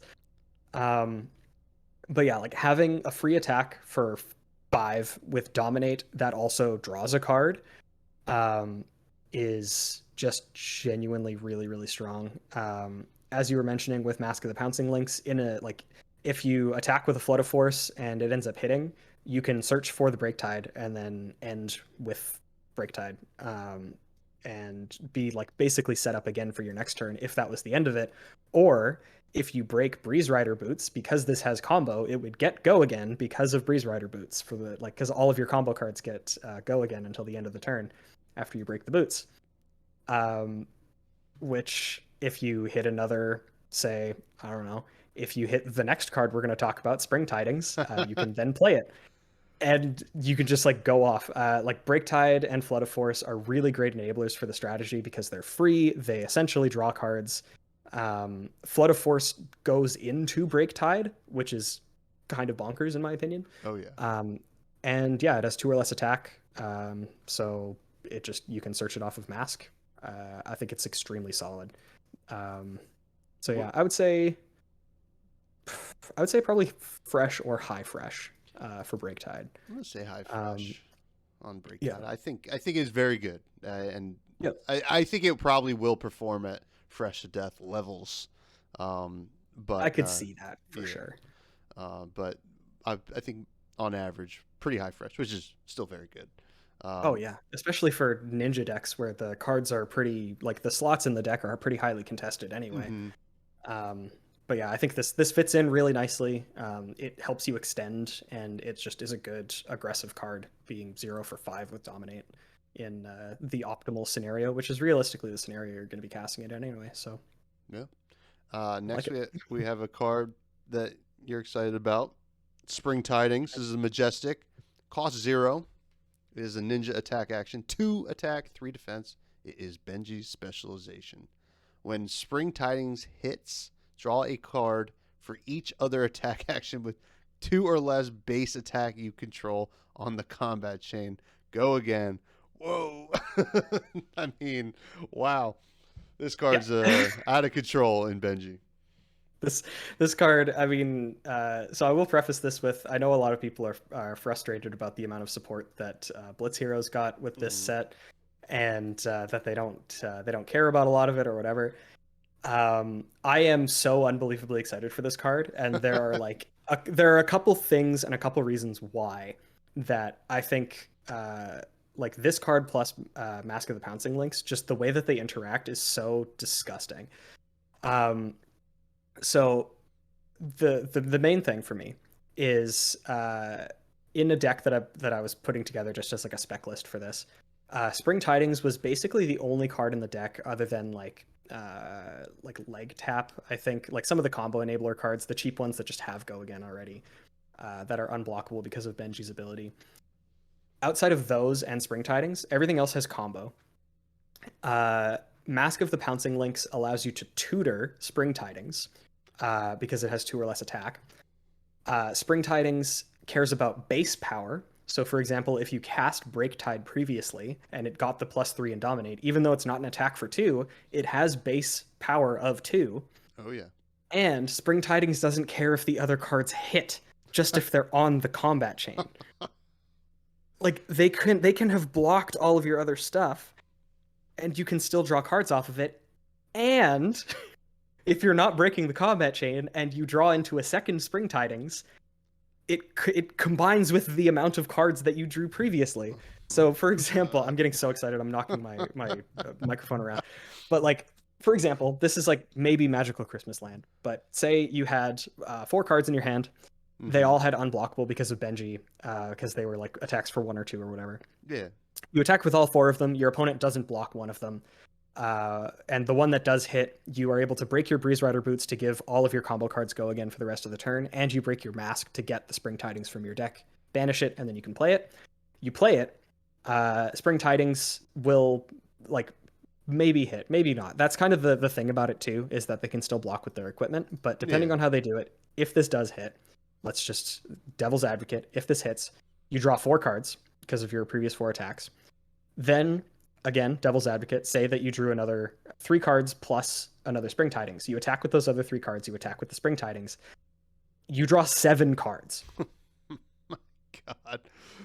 I mean, it sounds in that specific context, it definitely sounds like Magical Christmas Land. But the way that you actually play this deck is you play like moderately defensively until you get the first Spring Tidings into your hand, Yeah. so that you can tutor the second one off the mask, which is a little bit more consistent. You can also then set up like a an attack reaction, like a Razor Reflex or something in your arsenal. Mhm. Like the power of this combination, I think, is not to be understated. I will like this is maybe these two cards are the most excited of for the like of all the cards in this entire set. I'm excited to pull these the most. So this is a fresh to death for you. Yeah, this is like right alongside Mask, high fresh to death. Super pumped. I'm with you on this because I mean, obviously, it can only be played in Benji, and it's obviously going to perform very well. I mean, that's insane. That is so insane. It just has so many things going for it, dude. Like it's just every single line of text is beautiful. It's its own piece of art. I do not want them to make Benji an adult hero because I do not want to deal with that in CC. No, it would be even more disgusting, guaranteed. Yeah, but that's gonna bring us to Winds of Eternity. This is a blue pitch, 0 cost ninja attack action, 2 attack, 3 defense. Oh, another thing you can get with the mask. Wow. Crazy. Combo. If 100 wins, which is a card we're going to talk about soon, was the last attack this combat chain, Winds of Eternity gains +2, and when this hits, shuffle all cards named 100 wins you own on the combat chain into your deck. We're just going to skip right to 100 wins right now, just so we have some context. 100 wins is or it comes in red, yellow, and blue. The red is 0 cost, 3 attack, 2 defense, ninja attack action. Has combo if 100 wins itself was the last attack this combat chain. So if there was another one, this attack gains +1 for each other card named 100 wins you control on the combat chain. Go again. So I guess you play a bunch of 100 wins and then finish it up with a Winds of Eternity and shuffle them all back in. Mm-hmm. Yeah, it sort of gives you like you can kind of extend wide for one turn, and then if you end it with Winds of Eternity, you can like kind of do it again, which is like pretty cool. I mean, it's sort of like the Lord of Winds combo line from Welcome to Wraith, where it kind of just lets you recycle stuff so that even if you are extending, you're not going to go into fatigue quite as fast as you normally would. I think the fact at the base, these are just free attacks that like slot into Benji reasonably well. Even though Winds of Eternity doesn't have Go Again, as I mentioned, it has combo, so it gets Go Again from Breeze Rider boots.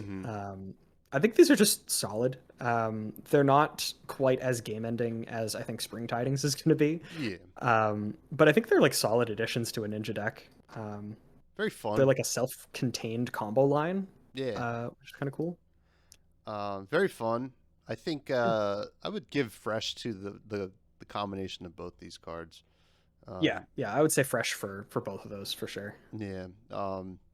Obviously, Winds of Eternity, you're not playing without 100 wins, so yeah, they're very dependent on each other. I mean, there are some really fun turns that you can have with 100 wins in both CC and Blitz. So excited to see some decks with both these cards, but not overwhelming, but definitely, I mean, definitely powerful.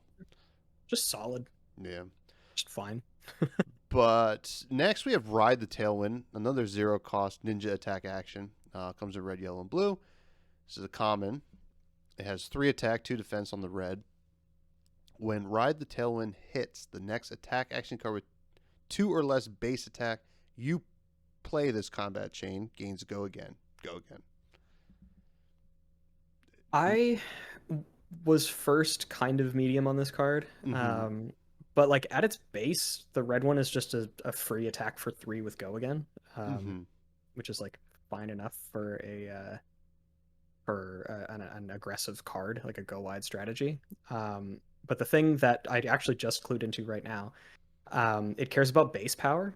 Yeah. Which is super weird because it means that if you play Ride the Tailwind and follow it up with like or I guess it wouldn't actually work that way because Breaktide cares about if Rushing River or Flood of Force was the last attack. I was Mhm. gonna say you could give it Go Again because it doesn't inherently have Go Again, but ignore me. Um, it's like fine. I don't think Ninja is really hurting for Go Again, especially Yeah. on the cheap stuff. So it, it blocks for 2. It's maybe worse than some of the other options they already have, but it's not like an actively bad card. Yeah. Um, Yeah. I had probably a good budget option maybe. Um, yeah, for people playing around with Ninja, but outside of that, I'm not terribly excited about this card. I would say it's pretty stale in terms of compared to other slots and stuff like yeah. that, but not bad by any means. Yeah, But it's not quite as much of an enabler as I would like. Again, just because Go Again is pretty easy to come by in Ninja, especially for their cheap attacks. It only blocks for 2. Like it's a 0 cost that you could play to have your Kodachis have Go Again. hmm Like you could pitch it, so like that's always a bonus. yeah, But yeah, it's like it's not rotten. It's stale. It's yeah, fine. It's not super exciting. Maybe not the best card, but not actively terrible. yeah, I agree. Uh, Next we have Twin Twisters. It's a fun name. Comes in Mhm. red, yellow, and blue. It's a ninja attack action. The red costs 1. Oh, a 1 costed ninja attack. That's interesting. Mm. They're throwing a wrench at us. 3 attack, 2 defense. Choose one. Twin Twisters gains when this hits your next attack combat or next attack this combat chain gains +1 attack, or Twin Twisters gains +1 attack, and it has Go Again. Um, I'm not super into this card for the same reasons I wasn't really into the last card. Tell me if you agree or disagree, Bill. I would maybe even rate this one lower than Ride the Tailwind, hmm simply because it costs 1, so you can't pitch it for Kodachi shenanigans. We kind of already have this card. Leg Tap is like Leg Tap Red is a 1 cost attack for 4, blocks for 2, and just has Go Again. hmm So if you choose the this gets +1, it's just Leg Tap that doesn't enable combos, and then if you pick the other one, I guess it applies to any attack, so it could also affect your Kodachis, but I don't know. It's like there's another card for Ninja Salt the Wound, which is very similar. hmm Um, if it hits, it gives your next thing +1. It's not like I would put this one closer to Rotten. This is like a more flexible option if you wanted to play Leg Tap. But Leg Tap is already kind of weird, Yeah. mostly because it costs 1. Like it's a more versatile option, but both of the options that it gives you are kind of worse than existing cards. Yeah. So Um, yeah, I would probably put this one at Rotten. yeah, yeah, I'm gonna agree with you. I'm going straight rotten because Yeah, it's just it's not worth it. Um, yeah. the next one is our first defense reaction, right? Since we started talking, this is Yes. Wax On. It doesn't look like they printed Wax Off yet, so it's probably in the next. Yeah, that's coming up. That's Yeah, coming it's up. coming up in the next supplemental set. But Wax On comes in red, yellow, and blue. The red is 0 cost. Defense for 3. And while Wax On is defending an attack action card with cost 0, it has +2. So it could block up to 5, which is good for a 0 costed red defense reaction, Mhm. but it's totally sideboard if playable at all. Yeah, I would say if Lightning Briar was still a thing, if she didn't get nerfed into the ground, Mm-hmm. I would say that Red Wax On is like really good because most of their attacks were for 0 anyway. Yeah. So you would be able to block for 5 for 1, which is basically what they were doing to you anyway. So it Mm-hmm. kind of puts you on equal footing. Um, Also, I'm pretty sure this card was referenced in one of the like preview teasers that I posted on Twitter, with a card that has like unique like pitch. It was what pitch, cost, and defense or something. Because the blue one, I think, is the first card in the game that isn't an equipment that only has 1 defense Oh, true, true. innately. So they're trailblazing that way. But yeah, against a meta that doesn't have a lot of gold wide strategies, I think that Wax On is decidedly medium. Probably like stale sideboard, kind of like what you were saying before. Yeah. Um, I mean, I like the idea. it could go up depending on what decks are good. Yeah, it's a very it's a card that becomes better depending on the meta that it finds itself in. Maybe in the mirror Um, match a little bit, right? But yeah, against other Benjis, but again, it's a defense reaction, so you can't defend with it from your hand. yeah, yeah. They're attacking you with a small thing, so it's a little bit of an awkward card. Again, it's interesting, but decidedly sideboard asterisk depending on the meta. Man. We will So, see what yeah. Wax Off has for us in about a year. Yeah, But we'll yeah, follow up. it'll be like for each Wax On in your graveyard, deal 20 damage to your opponent or something. Oh, amazing! It's totally broken, but you Sideboard playable. it's probably sideboard stale. Honestly, no. So that was all the ninja stuff. Obviously, Yeah. Benji, kind of the same story for Brute, right? Benji's happy, and I think Yeah, the young hero got the yeah. most. The next class is Warrior, which I'm actually pretty excited about. And we're going to start off with a hot one. I'm pretty happy about this card. This is Helm of Sharp Eye. I keep on wanting to say Helm of the Sharp Eye, but I guess Sharp Eye might just be like a creed or something like that. But Helm of Sharp Eye is a Warrior Equipment head, has 1 defense. This is the first Warrior Equipment head. Yes, I believe. I was looking forward to a warrior helmet. Yep, and it has Battle Worn, and it also has an attack reaction. 1 resource, destroy Helm of Sharp Eye. Banish the top card of your deck. You may play it this combat chain. Activate this ability only if you control a weapon with greater attack than twice its base attack. Mm-hmm. I think this card's great. I think this is just worth playing. Yeah. I like this so much better than the only other option that I had was like Null Rune Hood / Arcanite Skullcap. Mm-hmm. And I don't know if you're in the same camp or not, but I am very staunchly like of the opinion that Arcanite Skullcap is like pretty much almost actively a bad card. But it's playable because it's just the best helmet for a lot of classes that don't have helmets. Like it's fine. It is sometimes better than an Iron Rod helm, but it costs $300. It is a card you don't need. That is for sure. No. People like to look at the price and be like, "Oh, well, Flesh and Blood is so expensive." Like, I tell people, like, do not buy Arcanite Skullcap. Yeah. It is not worth it. But anyway, for Helm of Sharp Eye, to bring it back to what we're actually talking about, I love this card. So good. It's such a better option. I like the fact that a lot of the other like banish you may play it cards for Warrior are you may play it this chain link. So they're usually like attack reactions or whatever, like off of Singing Steelblade, I think has that wording, where you can only play it that chain link, so really just for that attack. But this one, like you can, if you banish like a hit and run, or if you banish like other stuff like enablers for the remainder of your turn, it's not just straight up a whiff. Is that how it works? Does it break the combat chain? How it works? I'm not entirely sure. Would you? I'm a judge and I should know this, but I don't know if you have to actively choose to break the combat. Somebody's going to tell us in the comments, and I'm too lazy to look it up right now. Yeah, but I mean, if that's how it works, it's even better than I initially thought. Yeah, I think the way that it works is you have the ability to break the combat chain at your behest at any point. Okay. But also playing non-attack actions breaks the combat chain on its own. I think at the time that you decide to try to play the card, if it's not an attack reaction, I think it would still count because of when you're deciding to play it. I would need to look at like the steps of playing a card and whatever. But if that is how it is, cool. If it's not, fine. But it also means that if you do, yeah, please roast us in the comments. There's a local judge that always gives me a hard time for not knowing the rules.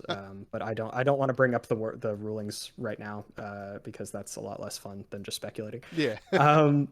But even outside of that, if you do have to break the combat chain, like if you're playing Dawnblade and you have to attack with it again or something, if it is an attack reaction, you're still... No, ignore me. It is still only this combat chain. Anyway, either way, this Okay. card is cool. I like Yeah, it. yeah, this card's That's the point. That's the point I'm trying to arrive at. I think this card Yes. is really cool.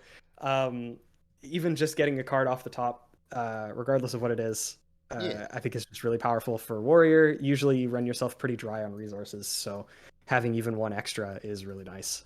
Oh yeah, yeah. You stroke a foresight and then pop something onto the top, and Yeah, yeah, yeah, it's really that's really big brain, cool. dude. Yeah, yeah.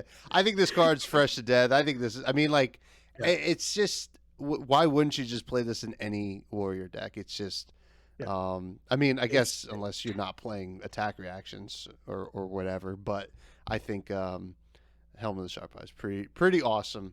yeah. Fresh to death. For I'm in me. the same boat. Yeah. I'm in the same boat, fresh to death. I love that we now have like a dedicated option instead of Arcanite Skullcap Oh, yeah. for warriors. I like it a lot. I agree. Next, we have Shatter. This is 1 in a red to destroy target art. No, wait. This is I don't even know if that's the right cost for the magic card. But this is a yellow It pitch. is. It is. Oh, yikes! Yeah. No, this is a warrior attack reaction. 3 defense, cost 0. Until end of turn, target two-handed weapon gains whenever this would deal attack damage. Instead, you may destroy a defending equipment with defense less than the damage that would be dealt this way. This is a pretty fun card. I'm actually glad they printed this.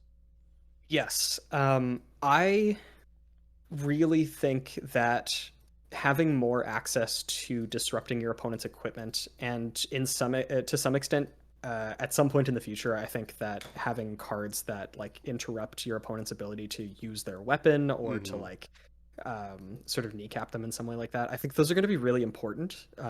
So as I've said previously for a bunch of cards, in terms of exploring design space, I really like this. I like that it's an attack reaction. I like that it costs 0, so you can get it off of Singing Steelblade. The one thing that I would have loved to see, which may like actually probably would have made this card too broken, is if it was, instead of destroy a defending equipment, it was just destroy an equipment. Oh yeah.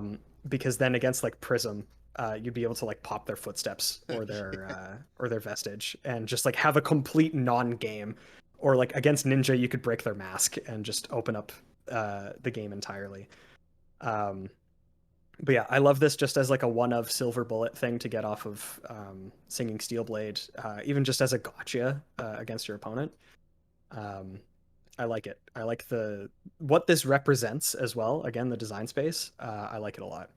Yeah, I agree. I don't know if it's necessarily going to see the most play right now, but I think the fact that they specified two-handed weapon, it's got a really badass axe on it. I mean, are we getting a two-handed axe for warrior? I mean, that sounds amazing for Spillblood too. Oh my god.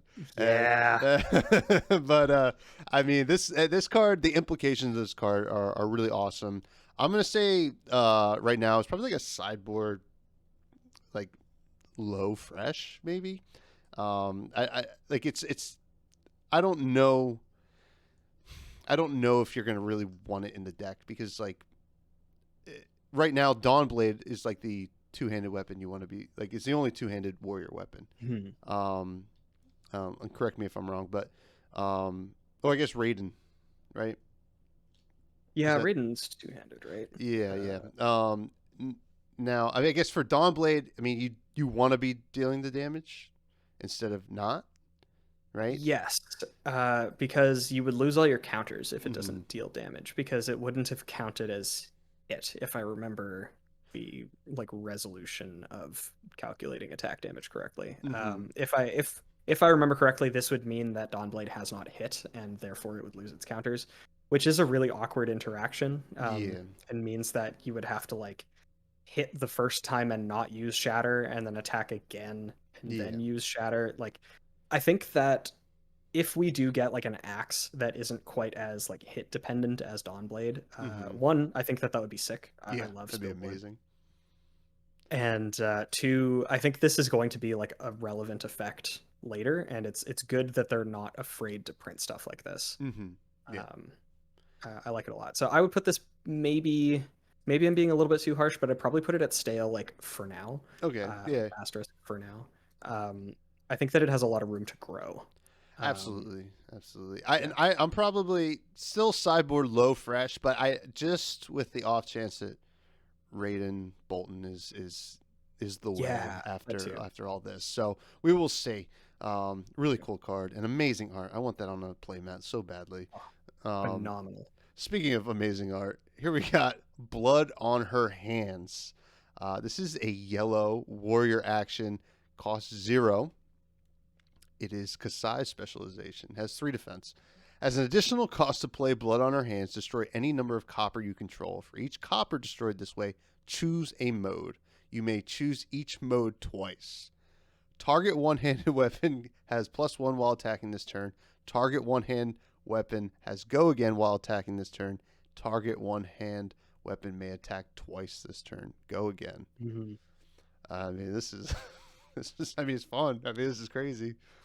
Yeah, I haven't personally played Kasai that much. We have a couple local players that Mm-hmm. do, and most of the time they're playing Kasai.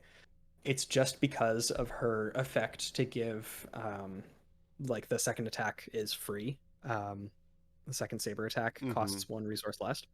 Um, so they do get copper, but it doesn't end up amounting to anything. I think that this is for something that you're going to be amassing like just for playing the game and having this kind of be like a game ender on its own right. Um, I think that Blood on Her Hands is like actually a pretty solid inclusion for Kasai. I think it's a Mm-hmm. really strong option for her. And I think that having the full 6, like choosing all 3 modes twice, I think it's like more likely than not something that will happen. I Um, I like that it challenges the way you build her in the mhm, fact that you're you know because it's a payoff card, right? for you sure. want to create these coppers, and you probably want to be pretty defensive until you have the coppers to go off with Blood on Her Hands. And Mhm. that's interesting. I don't have a ton of experience with Kasai, but I am a warrior fan, so it is it's intriguing, and I kind of I like where it's It- at. I mean, I would say fresh. I don't know about you. yeah, I put this just at about fresh as well. Like on its own, if you do get the full 6, Hmm. like again, if you were playing like a little bit more defensively, getting in 2 attacks each turn, you round up a little bit of copper, enough to get the 6. um, you like just playing this without the buffs that Centauri Sabers get innately. Hmm. This represents 12 damage because each of them are 2 base. They each get +1 from the first line. They have go again, so you don't have to worry about giving them a go again through something like hit and run or anything like that. And then each of them can attack twice. So yeah, like on their own, they represent 12 damage. And uh, I think that that's just a relatively strong finisher, Oh yeah. especially since you're not looking to do this right away. Hmm. Like pushing through damage in the end game, I think this is a really effective way to do that. Absolutely. But yeah, solid fresh for me. Yeah. Now this next card is one of the cards that I'm most excited about. This is Oath of Steel. This is a Majestic. This is a warrior action. Cost 0. It's a red pitch. Whenever you attack with a weapon this turn, put a +1 attack counter on it. At the beginning of your end phase, remove all +1 counters from weapons you control, and it has go again, and it defends for 3. This is super powerful. I Yes. It's a shoe in like a, for Bolton. It's weird. My one complaint with this card is its counter intuition with Dawnblade. That's funny because it has counters. Yeah. Um, very very nicely done. But yeah, it's kind of awkward that it doesn't work with Dawnblade Hmm. specifically. Like it's the one warrior weapon that it doesn't like. It Yeah. like actively works against. Yeah. Kind of. I think in like Saber combo Bolton, I think that this is really solid on a Hmm. turn where you can, double Lumina plus this. I mean, that's like super overkill, but that probably represents, I don't want to do the math, but it has to be over 30 damage. A lot. Um, yeah, like a ridiculous amount. Um, and then even in like Axe Dorinthia, I've had Yep. turns where I'm attacking with like one of them twice and the other one once. So that represents, this is like a 0 for 4 damage, and you don't care about the counters being taken off. In Kasai, with blood on her hands, with them being able to attack twice, it's an extra 6 damage. Yeah. So yeah, I think it's solid. It's really interesting. I'm sad that it doesn't work for Dawnblade, but Yeah. I think it's a good way to push through some extra damage and try to close out a game for sure. Yeah, absolutely. And I think what we're looking at here is just strong utility. I like that outside of Dawnblade, which we've said, it really pushes Warrior in any way you want to play him or her. Now that's exciting, and I think, and I mean for the Sabers deck, I think it's pretty intense. So, and I'll be playing it in Dory Axes for sure. I have it a low fresh to death. It'll probably perform more at a fresh level, but I'm Yeah. putting my foot down. I had mine pretty close to that. I think I had it at like a mid to high fresh. I love warrior cards. I think that it's just nice. And it's like a pretty decent aggressive deck for or pretty decent aggressive card for decks that want to attack multiple times with weapons. And you know, 2 of them ends up being kind of scary as well. But that's probably not going to happen quite as often as I would like. But yeah, I like it. I think it's cool. Yeah, Good card. really cool. Next, we have Slice and Dice. I don't know why this isn't a KO card with dice in the name, but it comes in red, yellow, and blue.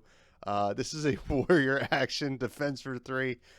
0 cost. Whenever you attack with a sword or dagger this turn, if it's your first weapon attack this turn, it gains +1. If it's your second weapon attack this turn, it gains +3. Go again. I misread this card initially. I thought that it was just the buff on your next attack. This card's interesting for Dory. If it's your first one, oh yeah, because it counts both buffs. So this is technically a 0 cost 4 buff on Dawnblade if you attack with it twice. Wow. Kind of good. Yeah, I misread. That's solid. I like that. It's kind of, it kind of fits in the same space as Sharpen Steel, as the same sort of buff where it's a front end buff and not an attack reaction. But the fact that it's like both attacks and it gives the second attack like more agency and it makes it harder to block. I like this. I could see it. For me, I think this absolutely fully replaces Sharpen Steel if you're playing it in a Dory deck. Yeah, I agree. It gives the bigger buff to arguably the more important attack, and yeah, it's pretty cool. I'm probably like a low fresh on it, you know, but it's gonna play well, I think. Yeah. And in general, I'm like a low fresh to high stale on Sharpen Steel in general. So it's an improvement on a card that I'm not super stoked about at base, but it is better. So there you go.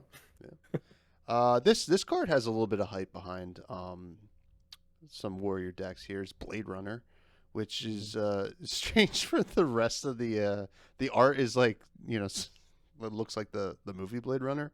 And then the rest of the art, and then in the set looks like a carnival. I don't know what's happening here, but it is a 1 costed warrior attack reaction. Target one-handed weapon gains go again, and the red one has your next weapon attack this turn. Your next weapon attack this turn gains +3.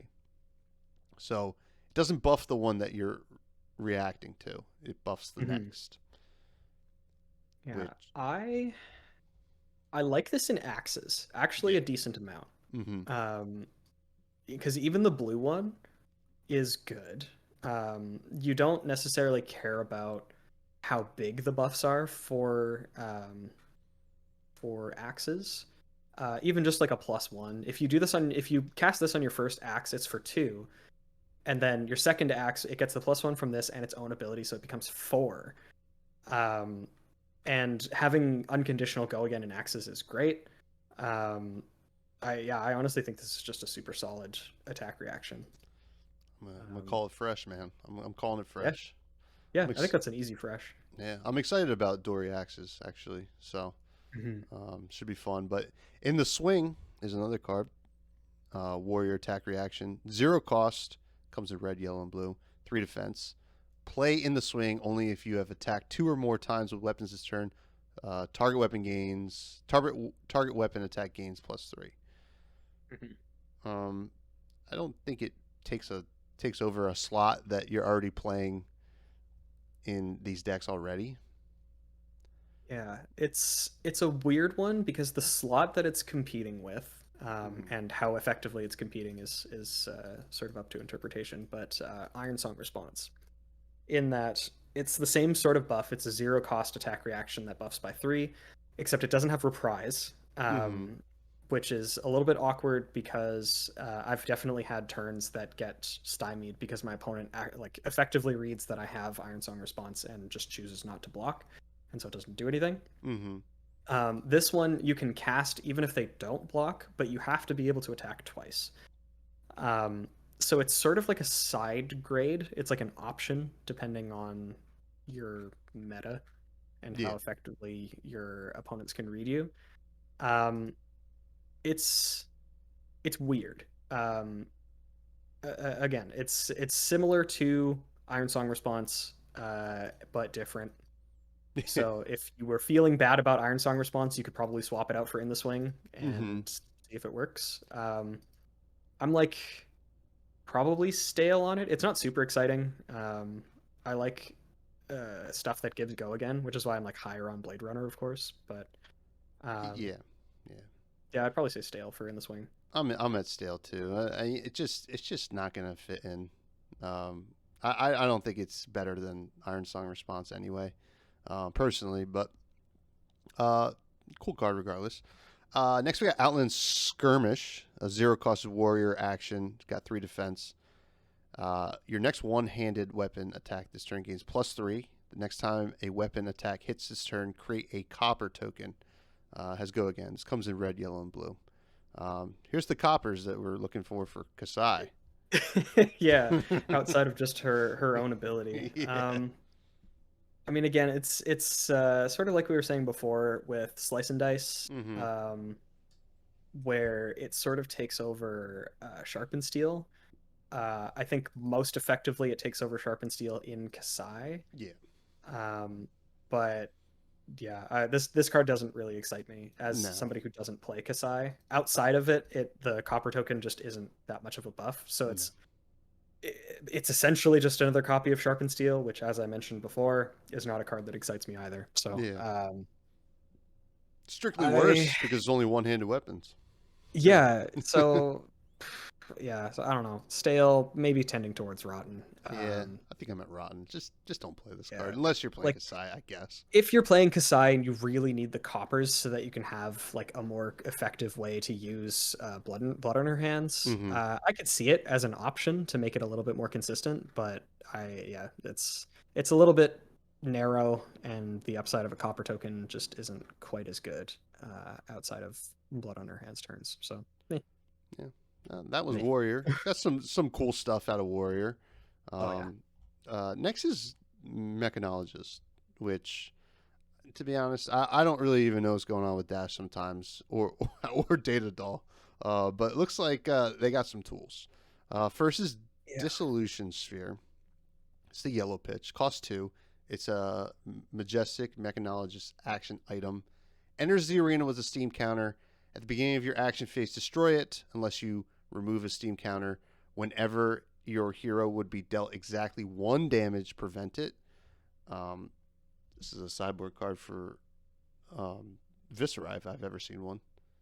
yeah. It's like almost exclusively targeted towards Viscera. Um, and like I think it's okay at doing that. It's a little bit awkward because starting with it in play with dash like isn't necessarily what you would even want to do, Mm-hmm. because they're likely not making their largest amount of rune chance turn one. it's like that. This sort of our opinions about Dissolution Sphere seem to be the opinions that the larger mechanologist playing community has about the other Majestic that was also spoiled around the same time, Mm-hmm. which we'll get into in a second. But like they got like sideboard cards instead of like big, beefy, exciting cards like for Yeah. most of the other classes that we've looked at. So they're very divisive. I don't play a lot of Mechanologist, but I would say that like Dissolution Sphere probably like stale. It's really Cyborg sale. interesting, and preventing one damage is really strong. But it's the fact that it's exactly one damage and not like reduce by one Mm-hmm. like a Zen State token would. Um, so yeah, I would say probably it's a sideboard card, and as a sideboard card, it's really narrow. Probably like low stale, unless Viserai starts running rampant. Yeah. Yeah. I mean, which I think he might be a little bit. But Hmm. next we got microprocessor. This is Data Doll's specialization, which uh, this is a blue pitch, two costs, mechanologist item. Uh, Once per turn action, you can cost 0, opt 1. Once per turn action, draw a card, then put a card from your hand on top of your deck. Once per turn action, banish the top card of your deck. Oh yeah, that's it. The first time you activate microprocessor, each turn gain 1 action point. Um, I mean, I guess it's good. I don't think Data Doll's good, so I don't. I mean, Well, just because you're right doesn't mean you have to be mean. Yeah, I think that considering how weak Data Doll is, mm-hmm, and considering the type of deck that she sort of makes you want to play, this card is very good for Data Doll. It doesn't necessarily make Data Doll good, but it's a really good card for Data Doll. mm-hmm, Because it just sort of freely allows you to pick any one of these. If you already know what the top card of your deck is, you can banish it. If it's an item, you get it into play. So it's like kind of trying to mitigate her lower hand size. mm-hmm. It can make things like slightly more smooth by, if you don't know what the top is, you can opt and then cast something that has boost. You can fix your hand a little bit by drawing, and each like the first one of those each turn is free. So you can like you can opt one and then play something with boost, and then you can like uh, banish the top card of your deck or something. You can still end with a second one of the activations. So it's really interesting, and it is so close to what Data Doll actually needed. What she needs is ways to buff her in intellect Yeah, reliably. yeah, a little But bit. in the context of Data Doll, this card is fresh to death. Yeah, In the yes, context of Flesh and Blood, uh, low stale. yeah, very low still. That is a great way to put it, and we're gonna just Yeah. put that stamp on that. Next, we got Signal Jammer, the mechanologist action item, Majestic. 0 cost is the other one we were talking about. Enters the Mhm. arena with a steam counter. Beginning of your action phase, destroy it unless you remove a steam counter from it. Each hero can't play more than 1 non-attack action card each turn.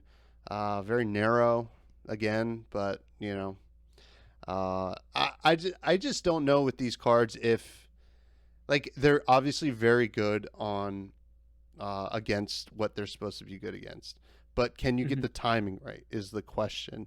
Um, Yeah, because the fact that they're so like ethereal, the fact that they only last for a turn, really, I guess like mm-hmm, kind of 2 turns, mm-hmm, because you remove the one and then it stays around for the turn, even though it has 0, and then the next time you try to remove one, it breaks. But even then, like 2 turns of this effect is relatively narrow, as you said. mm-hmm. It's just for wizard, I guess, right?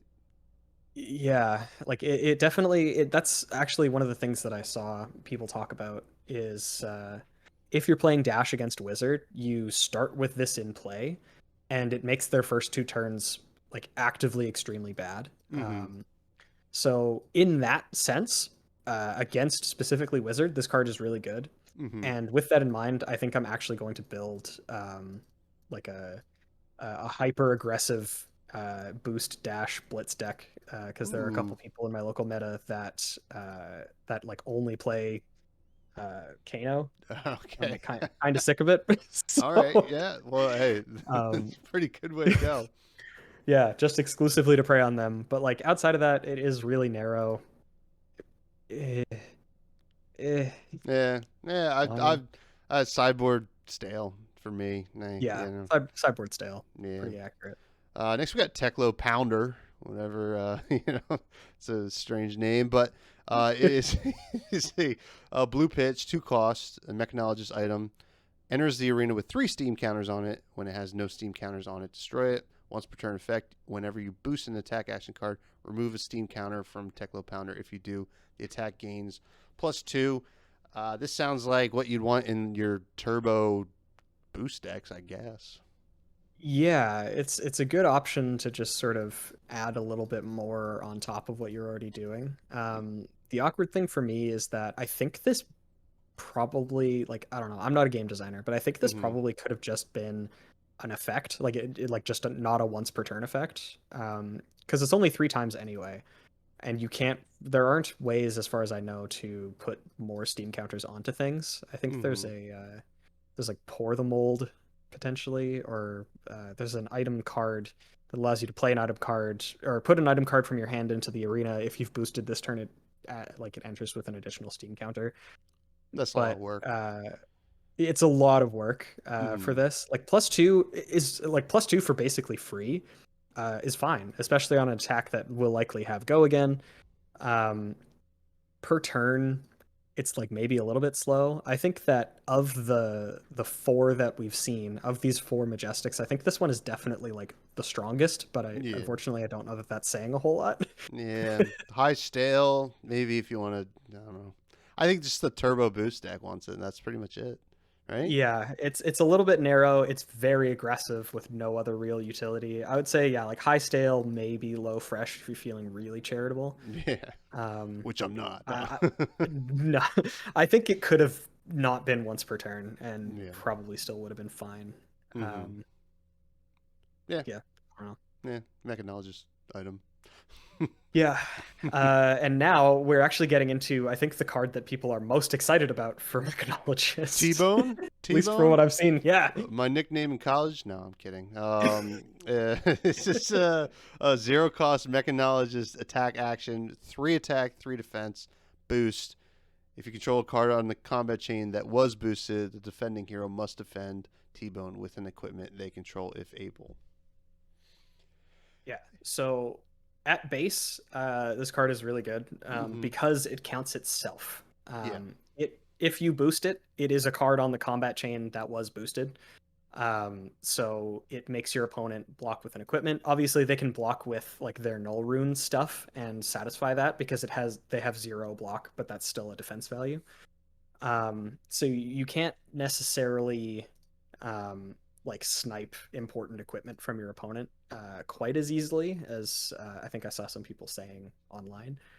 Yeah. Um, but I mean, in crew, Mechanologist had Magnetic Shockwave, which is this card but bigger. It's like a 2 cost attack for 4 or something that makes your opponent block with their equipment equal to the number of the number of times you've boosted this turn. Mm-hmm. Um, so having like a smaller version of that effect on a 0 cost attack for 3 with go again is like solid, like absolutely fine. Um, Basically pure upside. Yeah. So probably just a solid fresh, probably.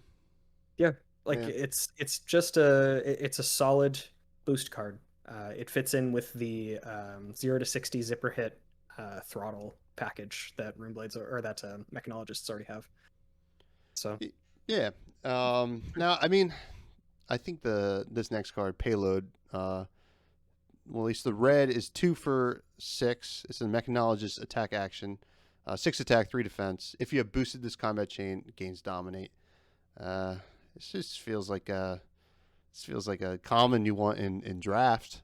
I don't know if yeah, it's really going to fit into any decks. no, not really. I mean, there's they already have a 2 for 6, and I'm pretty sure it's throttle. Hang on, throttle fab. I'm pretty sure throttle is a 2 for 6 with boost. Yeah, the red one is a 2 for 6 with boost.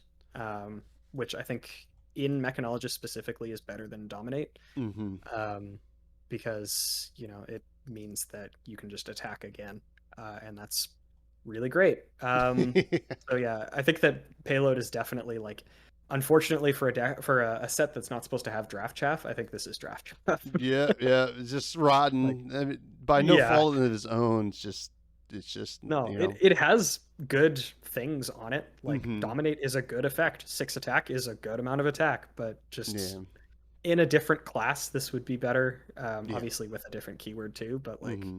it's just not very good. I wouldn't play this.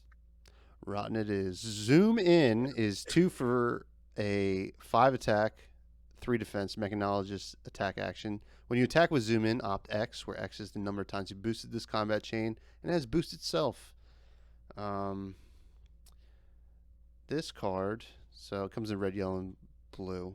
I feel as if, I mean, opting's good if you want to set up your boosts, but I don't. Most of the Maybe time, don't even have to. Yeah, exactly. And like maybe I could see maybe Data Doll wants to make sure that you're boosting into the items, right? Because that's what Yeah, Data Doll wants to do. But outside of that, this is just I mean, there's just better mechanologist cards to play. yeah. If it was set up in a way where you could opt before you had to boost, because obviously, like, you declare the attack, you pay the costs, and then the card starts to resolve. So if I'm correct, then you would have to choose to boost this first, then you would get to opt.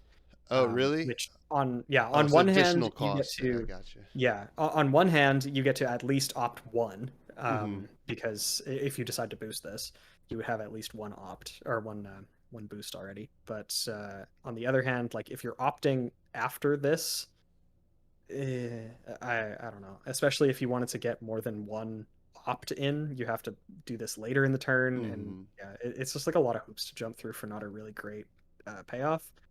So I think this one's also relatively rotten. Yeah, I'm at Rotten Unfortunately. Or for Zoom. mechanologist, dude. Whatever. I only care about the heroes I like. Damn it, no. Um, Actually, fair. next and the last mechanologist card we have is Rotary Ram. Comes in red, yellow, and blue. It's a mechanologist action, non-attack action. It is 0 costed, 3 defense. Your next mechanologist attack action card. You play this turn, gains +3. If you have boosted this turn, put Rotary Ram on the bottom of your deck. Go again. Um, this is I don't think this is what Dash wants to do. I don't think this is what Data Doll wants to do. Maybe I'm missing something, but I don't really see it. The only situation I can see this relevant in is in Dash, in specifically CC, because a Mm-hmm. lot of the builds that I see are a little bit more control-y, and they're based around like pistol, and the games do end up going a little bit longer. So the fact that this can put itself on the bottom for you to either draw again or to boost away at the end game Mm-hmm. is like fine upside. It's not awful. Um, I don't know necessarily that Dash was like clamoring for a card like this. I think that's just the best situation that I can think of right now for this card. It's not super exciting. I wouldn't say that it's quite as rotten as the other two commons that we looked at. Um, like at the very least, it buffs your next thing by 3 for free. Yeah. But like pretty low stale. Yeah. I In agree. terms of like excitement factor. High rotten, low stale. Yeah, yeah. But that's mechanologist. Didn't really Mhm. get much juice. But No, they kind of got shafted a little bit. a little bit. We have Merchant. Like, Merchant got yeah. 2 cards, a new hero. Genus, what you need. Um, I love K. Fresh to death, name alone. That's it. That's all I need. yeah, I mean, it's pretty. So it's 4 intellect, 20 health. Once per turn action, you can pay 2. Each other hero may put a card from their hand on the bottom of their deck. If they do, they draw a card, and you create a silver token. If you gain no silver this way, draw a card. Go again. Um, silver is pitch 3 to draw a card. This is for multiplayer. Right? It's Yeah, it's weird. I was actually talking about this, I believe yesterday. The merchant class in general is a little bit weird Hmm. because each of the cards so far that like look to be made for merchant are not merchant cards. They are generic cards. Hmm. And that doesn't seem all that like all that crazy, but it's a very interesting distinction because it means that merchants just don't really have anything that super sets them apart. And the way that his ability plays out during a game, if you look at it between multiplayer and 1v1, Hmm. in multiplayer you activate it, and if one person decides to put a card from their hand on the bottom of your deck, um, you like they prevent you from drawing the card and you get one silver token. So it's like Hmm. maybe likely that your other opponents just choose not to. Um, like they just choose to not sink below. Um, but yeah, in 1v1 it's a little bit more interesting because it actually gives your opponent a lot of like a relatively important choice to make. Yeah. Because if they decide to not, then you just get to like cycle a card in your hand, which is kind of cool. But uh, yeah, I think he's like purely for fun. I think right now Hmm. the merchant class in general is purely for fun, Yeah. which isn't bad. I have no issues with that at all. Um, but I'm not itching to make a Genus What You Need deck. I'm excited to have one so that I can show people Yeah. in the same way that I show people Smash with Big Tree. Yeah. Um, Uh, but yeah. I think we need to create a new rating for merchant cards, at least for this set. And that's going to be called the Fun Zone. We're sending them to the Fun Zone. You guys have Yeah. fun over there. And just like the next card, which is a legendary, which I don't know how I'm going to feel about opening merchant legendary, but it'd be cool to have regardless. Silver Palms, two Yeah. defense, merchant equipment arms at the start of each other hero's turn. If they have less life than you, they may draw a card. If they do, you create a silver token. Nah, fun zone. The fun zone you go. I mean, I want to give it a rotten for being a legendary and not something cooler. Um, but you have to imagine that there's going to be some kind of crazy merchant support going down the line. There has to be, right? Yeah, Like all the items in with all this this stuff. set, and then this, and I mean, Yeah. Like it. I don't see why this couldn't have been a Majestic, honestly. Hmm. Like to line it up with all the other equipment that was printed in this. I do think that there is potential for this to become a really good card for Merchant once they actually like build out the class and have it be a real class that doesn't just live in the fun zone. Yeah. Um, because like silver tokens at their core aren't super exciting. They're just pay three, draw a card. But I mean there are payoff cards like some of the other merchant cards like Knick Knack Bric-a-Brac Yeah. Well, yeah. and Cash Out Cash out. that do care about that. Hmm. Um, but like giving your opponent the ability to draw cards for it, like at least Genus's effect doesn't leave them +1. Hmm. They have to put a card on the bottom to then draw a card, so their hand remains the same. This one they just straight up draw a card, um, which feels really bad. So I'm going to say this card is going to be absolutely insane at some point in the future because the Yeah. way that it's designed, it has to be. Otherwise, it's useless. Yeah. Yeah. I mean, I used to. Otherwise, it's actively bad. Yeah. Yeah. I'm with you on that. It's Yeah, gonna hang out in the fun zone and yeah. then Giving for this one a now. hard low fun zone. Whoa, a very small amount of fun zone, but that was merchant, and that's the fun zone. Next we Fun have zone. ranger cards. Which is Dreadbore is the first one. Oh, This is the ranger weapon. It's really cool. It's a two-handed bow. yeah. Once per turn action. It's majestic. Sorry. It costs one resource. You may put an arrow card from your hand face up into an empty arsenal zone you control. If you do, it gains +1 until end of turn. Go again. Arrows you control have defense reactions, can't be played from hand. This chain link. It's pretty strong.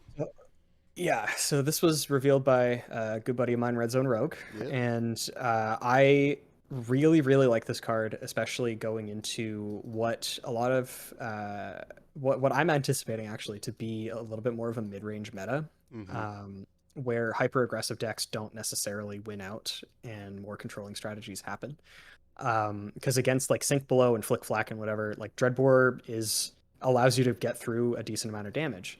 Um, the main concern is whether or not this beats out, especially for Lexi, whether or not this beats out Voltaire, which I don't necessarily think it does, but it is very interesting in Azalea because it allows your on hits to be a lot harder to block. Mm-hmm. Oh yeah. um, like being able to hit somebody with a red in the ledger or something if they're not able to, if they're not able to Sink Below or staunch response or something, and to help mitigate it. I think it becomes a lot more difficult. It also means, with the addition of Dreadbore, that Azalea can now actually reasonably play Bolt and Shot, because her other bows didn't give +1 attack, but this one does. Oh So, yeah. Could and be like that's a really Azalea's powerful card. time. Could Yeah, be. I like I it. would I love to would see give it it. a high fresh. I'm not quite Yeah, at the fresh to death, though. I mean, the name and effect is pretty awesome. yeah. Um, It's like the art. Oh my god, the art is phenomenal. mhm. The name is metal. Big fan of that. And yeah, I think that it's just a really solid. Like it would probably be, if you're not building around it with like bolt and shots and stuff, I would say it's probably matchup dependent, where you would maybe swap between this and something else depending on how defensive you anticipate your opponent's going to be. Mhm. Um, but just like basically turning everything into like like kind of the lesser talked about half of Command and Conquer, Mhm. but having it as like a static ability on all of your arrows is pretty good. Pretty strong. I'm not upset about it. And Yeah, Guardian's afraid of that because it's yeah, just it's tough. But yeah. So absolutely. are you at fresh with Dreadbore as well? Uh, yeah, yeah. Yeah. High fresh, Yeah. high fresh. Next we got Battering Bolt. This card's pretty awesome. It's a Majestic um, Ranger arrow attack. It costs 2, 6 attack, 3 defense. When Battering Bolt hits a hero, they reveal their hand and discard all cards other than action cards. They lose 1 life for each card discarded this way. This card is really interesting. I've a couple of people, when I was talking about this with just like friends when spoiler season was happening, they were a little bit down on it because it's like, oh well, they can just like use their attack actions to block, or their Mm-hmm. action cards to block or whatever, and then they're left with defense reactions that that don't lose them life or whatever. Um, but I don't know, especially with like what we just talked about with Dreadbore, stranding their defense reactions, making them use their attack actions to either block or then losing them if they don't Mm-hmm. block it entirely. Well, they would Um, lose everything. They would lose the defense reactions. oh yeah, other than Yeah, action yeah, cards, yeah. right? So Yeah. yeah, it strands their attack react, or it strands their defense reactions in their hand, Mm-hmm. uh, and then yeah, like, and then they have to discard them and then lose life. So I think that especially with how effectively Ranger can introduce buffs onto arrows, like with Seek and Destroy and Take Aim and stuff like that. Like I think this card is actually relatively scary. Oh yeah. The on hit is like pretty good. I wouldn't say it's super game changing, but I still really wouldn't want to stare down the barrel of a battering bolt right now. Like it presents your opponent a very terrifying choice. Oh yeah. And great against warrior. I mean, I mean, like, Yeah, oh god, lose all your attack discard all reactions. cards other than action cards. Oh Just my lose god. everything. Oh yeah. Like, So I'm gonna give it a solid fresh. I think it's pretty solid. I don't want to see it on the other side of the table at all. yeah, I'm the same. Next we got Try Shot, which is a blue pitch Majestic. It's a Ranger action, cost 0. You may activate target bow you control 2 additional times this turn. Go again. Defense for 3. This card is so weird, and I love it. Yeah, Um, it's good with the Dreadbore. it's good with Dreadbore. It's super good with Voltaire, especially if you're able to do it at the beginning of a 3 of a kind turn. yeah. You can just give a bunch of things go again, like, and at the very base, again, like one of the main things I look at for cards when evaluating them, it blocks for 3, it pitches for 3, and it costs 0. Mm-hmm. Like all of these are just so good. I think this is just a generic, like pretty decent support card. It might not win you the game like on its own because realistically on its own it doesn't do anything, Mm-hmm. but it fits in nicely with what Ranger wants to do, and it works nicely with all the bows they already have. So I would say like solid, high fresh, High fresh. Yeah, I think yeah, solid fresh for me too. Next we got Rain Razors. This is a 0 cost Majestic Ranger instant. It pitches for yellow. Arrows have +2 while attacking this turn. Pretty strong on your go wide turns. I mean, that's all. That could be an easy 4 or 6 damage for 0. Yeah, and it's an instant, so you can like feel out how your opponent is going to block, or possibly like make their plans to block even more awkward. I really like this card in Lexi. I usually have really wide turns with Lexi anyway. Oh boy. So yeah, even having this as a 0 for 4 or 0 for 6, which also pushes through potential on hits and stuff like that. I like this. It's maybe slightly narrow. Yeah. But I don't know. I like it. I'm willing to play it in Lexi for sure. Like I'm going to be testing it out. I would put this at a solid like mid fresh. Yeah. Maybe low fresh. Low fresh, I think. Yeah, for sure. Yeah. Next we got the first rare, the Release the Tension, comes in red, yellow, and blue. 0 cost Ranger action with 2 defense. Your next arrow attack this turn gains +3, and defense reaction can't be played from Arsenal this chain link. So they wanted to cover the Arsenal part with this card. Yeah. So like for example, this alongside Dreadbore means defense reactions can't be played this chain link. I guess at least for your next arrow attack. It's like fine. High stale for me because I just feel like there's better options. Yeah, and like with Remorseless has that defense reactions can't be played from Arsenal, like just inherently, and it's on an arrow that has a good on hit. I think dedicating a card to that, even though it gives +3, like I would prefer playing Take Aim because it allows you to reload, and reload is just so strong. Yeah, I agree. Yeah, so like high to mid stale. Yeah, it's not horrendous, but it's also not exciting. The bonus that you get from it is pretty narrow. Yeah. So I agree. Whatever. Yeah. Fatigue Shot. I mean, this one is interesting. I don't really love it, but it's Fatigue Shot's 1 for 5 attack, 3 defense. Comes with red, yellow, and the blue. This is an arrow attack. When it hits a hero, the base attack of the first attack action card they play during their next turn is halved, rounded up. This is just so unnecessarily complex on a common. Yeah. I mean, come on, man. It's just what are we doing here? Yeah. I like this card against like Bravo. Mm-hmm. Maybe Prism if they're like heavy on heralds.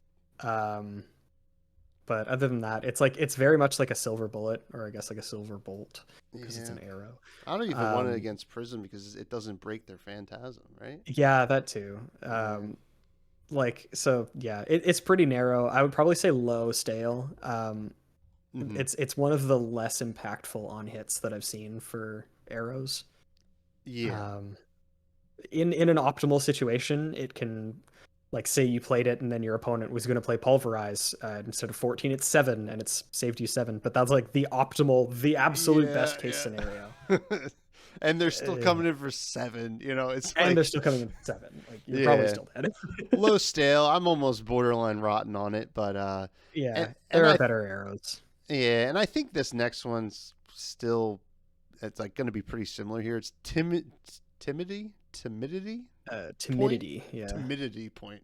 1 cost, 5 attack, 3 defense arrow attack for the red. When it hits a hero, attacks they control lose and can't gain dominate during their next turn. I mean, you could just whiff on that, right?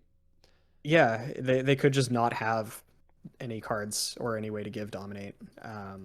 This isn't relevant against every class. It's still also like a lot of the cards that have dominate are just gigantic attacks anyway. So like if I wanted to protect myself against cards with dominate, I would prefer fatigue shot. Like I think that it's more impactful in those situations.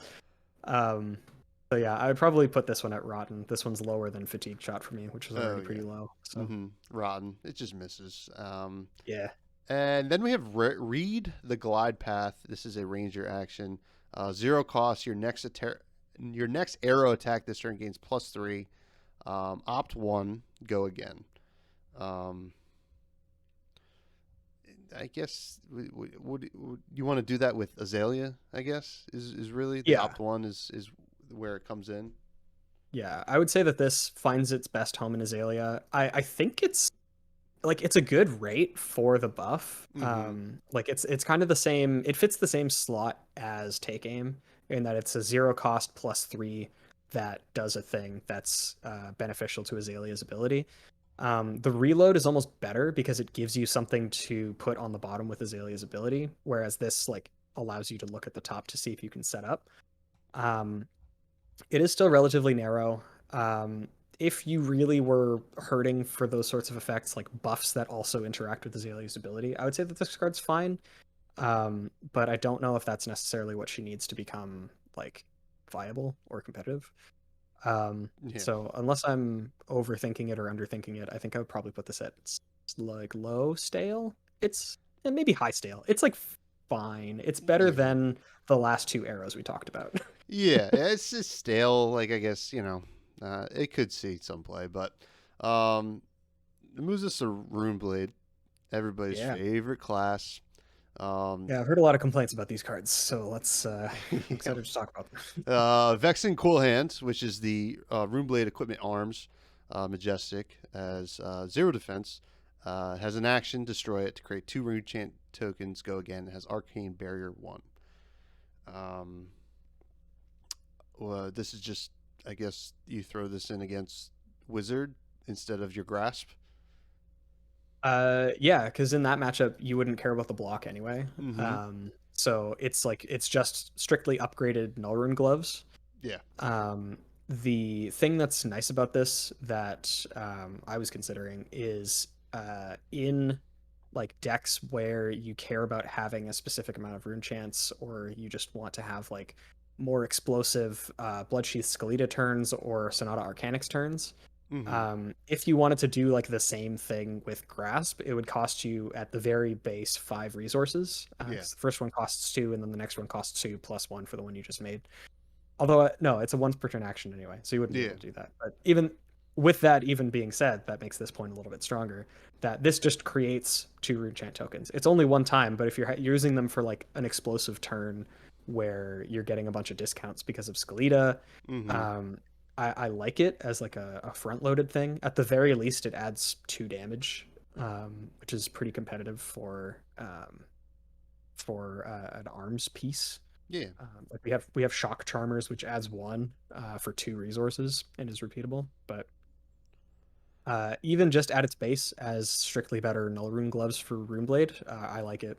I think it's like fresh plus, like high fresh. Yeah. For I sure. I would say fresh. I mean, it's sideboard.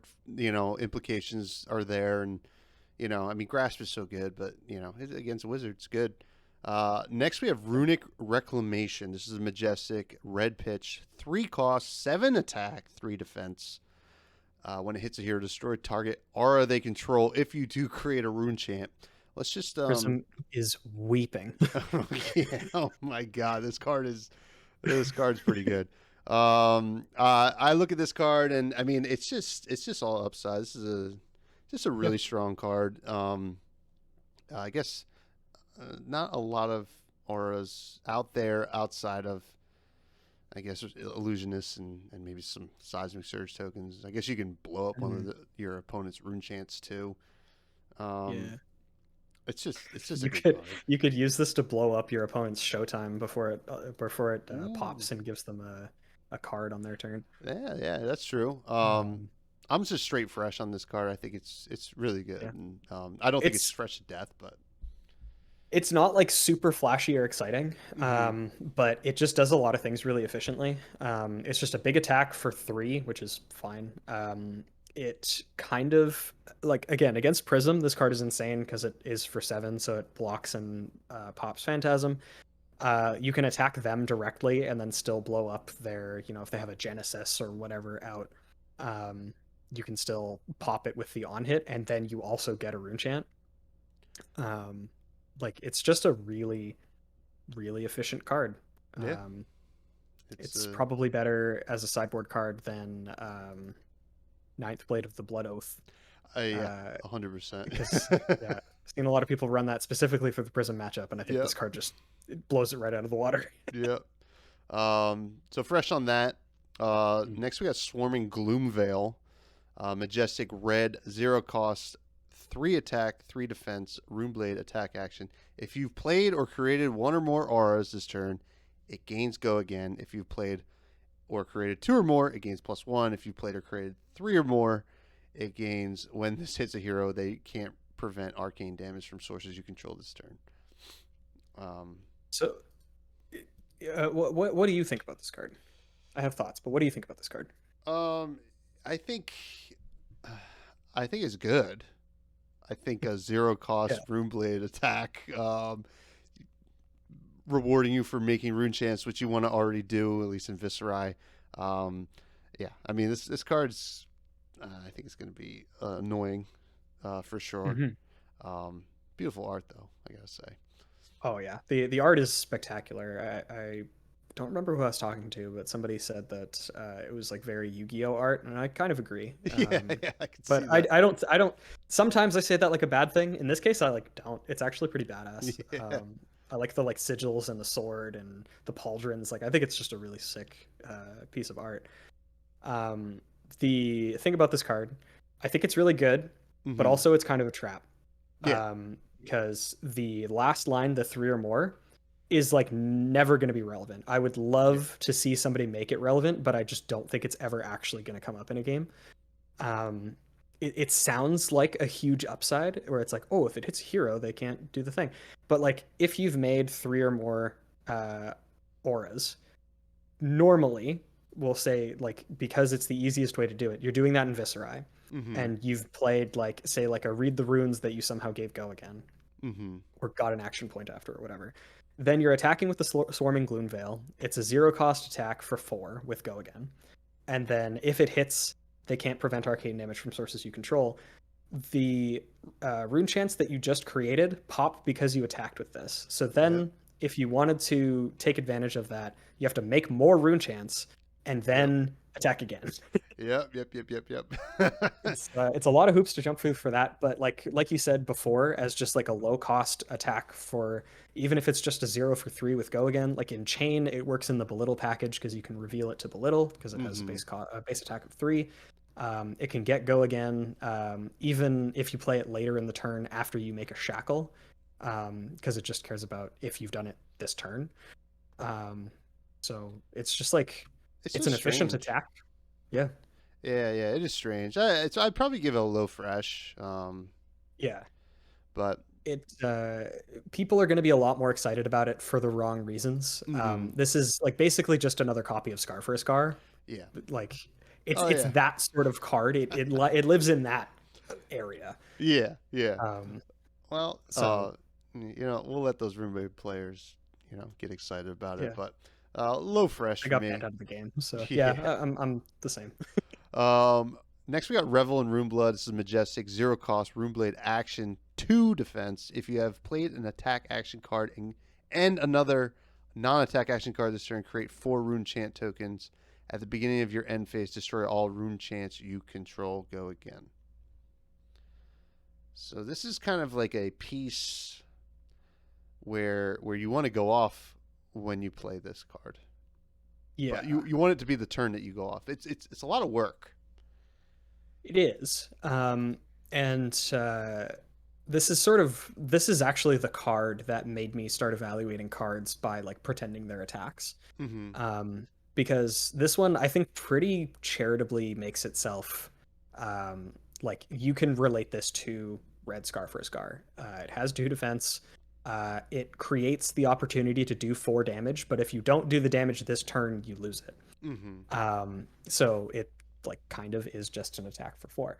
I think that this card is like actually really solid in chain, because you can pretty realistically weave this after you like, you know, play Howl from Beyond from your banish zone and then attack with even if you wanted to do like, you know, Swarming Gloomveil or any of the other things after shackling, you like shackle, play an attack that's a low cost thing, then play Revel in Runeblood, then like attack with Rosetta Thorn. Like the attack for Rosetta Thorn is 8 damage.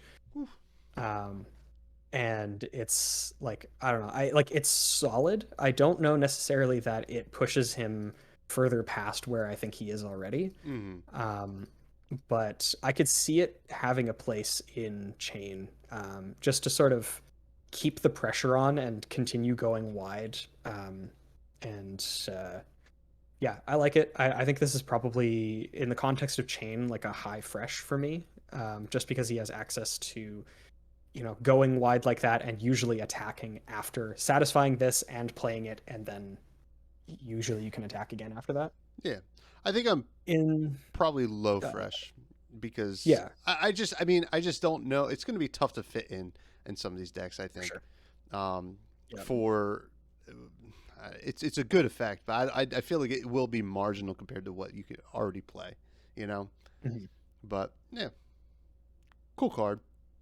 Yeah. Um, Next we have Rune Blood Incantation, which has red, yellow, and blue. This is a aura. It is 1 cost for the red, 2 defense. Enters the arena with 3 verse counters. At the beginning of your action phase, remove a verse counter.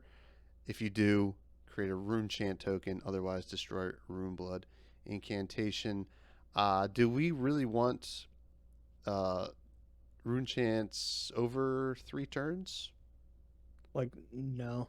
Yeah, I mean, I think this is um low stale. I wouldn't say rotten. I mean, I think it's fine, but yeah, like it's an aura with go again. It's a non-attack action for rune blades because they care about that. If you're really hurting for non-attack actions to turn on like stuff, yeah. like even Revel in Runeblood, I guess. But yeah, like the red one being like the quote unquote best one being and over 3 turns. Like 3 turns is so long. Oh yeah. Um, so like charitably, maybe the blue one is the best, Yeah. because it has the most like utility. You can pitch it for more resources, and you get the most immediate full version of its effect. Mm-hmm. Um, but like I don't know, yeah, low stale. I wouldn't call this like completely unplayable again Yeah. because there is just the synergy of it being a non-attack action with go again. But I think this could have also cost 0. Um, like you don't get any benefit from it until your next turn, which just feels super awkward. Mm-hmm. Yeah. Yeah. um, Yeah. I'm with you. Low stale. I mean, yeah, yeah. it's whatever. It's fine. Next we got Drowning Dire. 2 costed, 5 attack, 3 defense. Runeblade attack action. If you have played or created an aura this turn, it gains Dominate, and when it hits, you may put a non-attack action card from your graveyard on the bottom of your deck. It's a fine effect, but what deck is this going into? I don't think there's any. It's just the rate's not the best. Yeah, like a 2 cost attack for 5 is awkward. The best situation I can find for it is being able to shackle to give it go again in chain, Mm-hmm. and then that also gives it dominate. But in that deck, like you're pretty low to the ground on resources. You Mm-hmm. don't want a bunch of things that cost a bunch of resources to play. The recycle effect is fine. It's good to like put Howl from Beyond back, or no, is that what it is? Howl from Beyond? That might be a magic card. No, But it no. also How might be part of from the game. Beyond is the is that still one that comes out of the banish zone, right?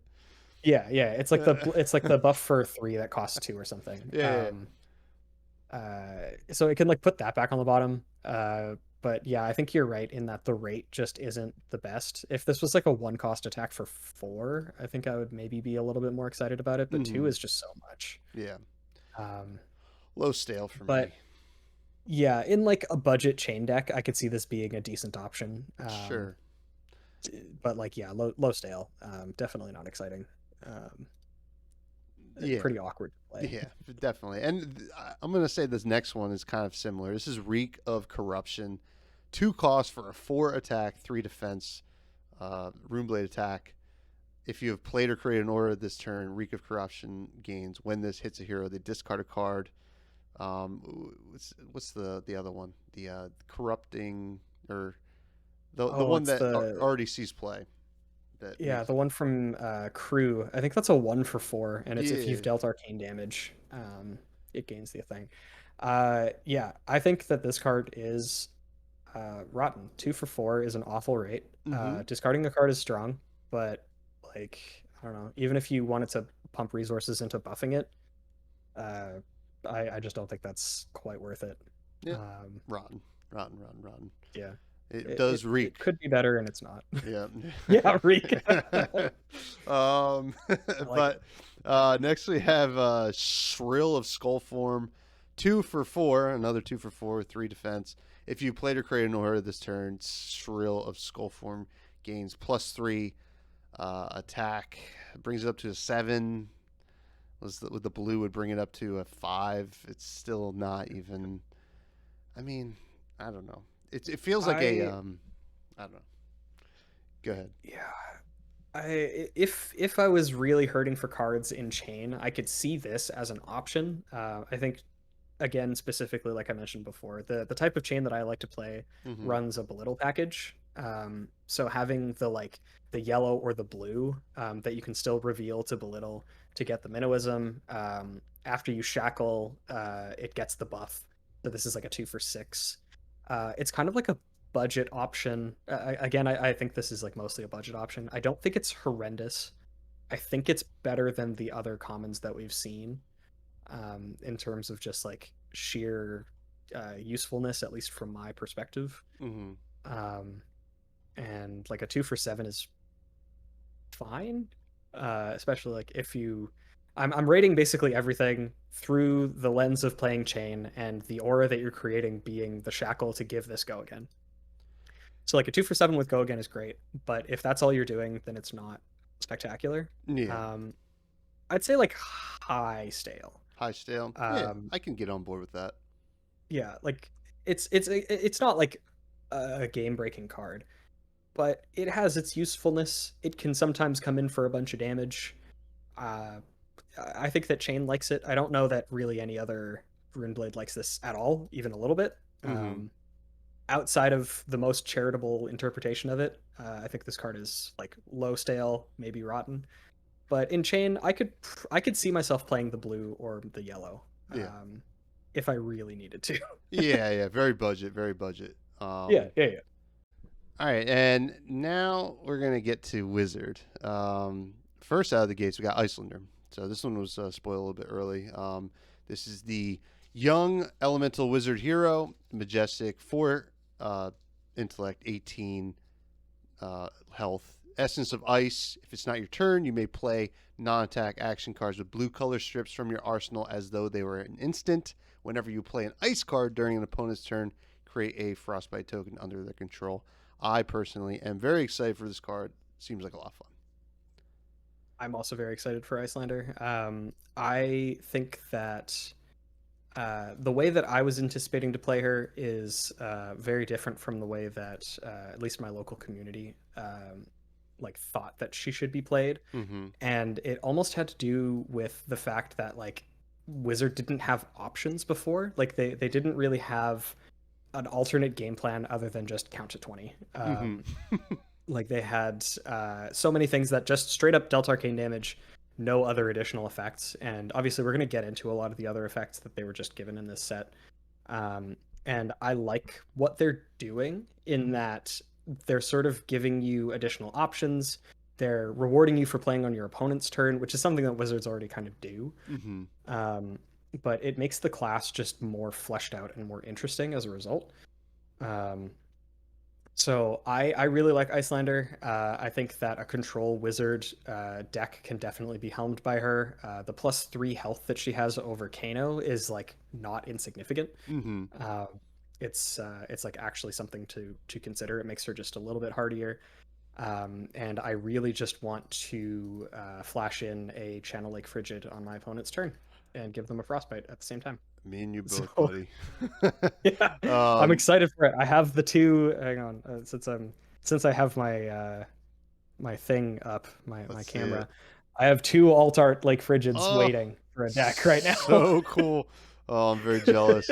I think Icelanders is so cool. I just love the design. I'm gonna give her fresh Yeah. to death. It's just gonna be a Fresh lot to of fun death, to easy. play. Easy. I'm really excited. Next, we got Kraken's Aether Vein. This is the Majestic Wizard weapon. It's a two-handed staff.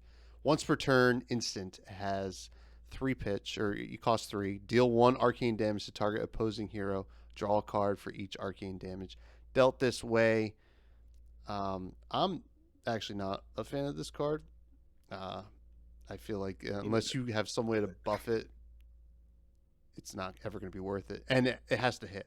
So Yeah, like if it gets arcane barriered, it just doesn't do anything. I was actually like trying to come up with a comparison between this and Crucible of Aetherweave yesterday, and it's like the way that it works for me at least is you pitch a card and pay 1 to Crucible of Aetherweave to add a damage onto your next thing. mm-hmm. For Kraken's Aether Vein, you're pitching a blue card, and in the best case scenario, they don't block it or they don't arcane barrier it. And you've traded a card in your hand. You've traded a blue card for a random card from your deck plus 1 damage to your opponent. Mm-hmm. And that just like really doesn't feel like a worthwhile trade unless there is some way in the future to allow you to buff the arcane damage it can do. I think that Crucible of Aetherweave is just better. Yep. Like it leaves you with 2 resources after, still does the 1 damage, and doesn't feel quite as bad if your opponent arcane barriers the extra 1 because it's not like you were anticipating drawing a card anyway. Yeah. Yeah, I think as of right now, Kraken's Aether Vein is pretty booty. I think I would put it at Rotten. Okay. I don't know if All I'd right. play this card. All right. I'm gonna give it a low stale just because I want to see someone make it work. But Oh yeah, I would love to see that too. but next we got Sigil of Parapets. This is a blue pitch, 1 costed wizard defense reaction with 2 defense.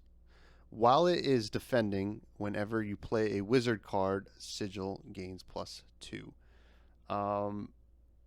Right out of the gates, I'm not a huge fan of this because I mean, obviously you can block big time, but if you're pumping it a bunch, you're already winning in wizard. It feels like, right? Yeah. Am I wrong in saying that? I don't know.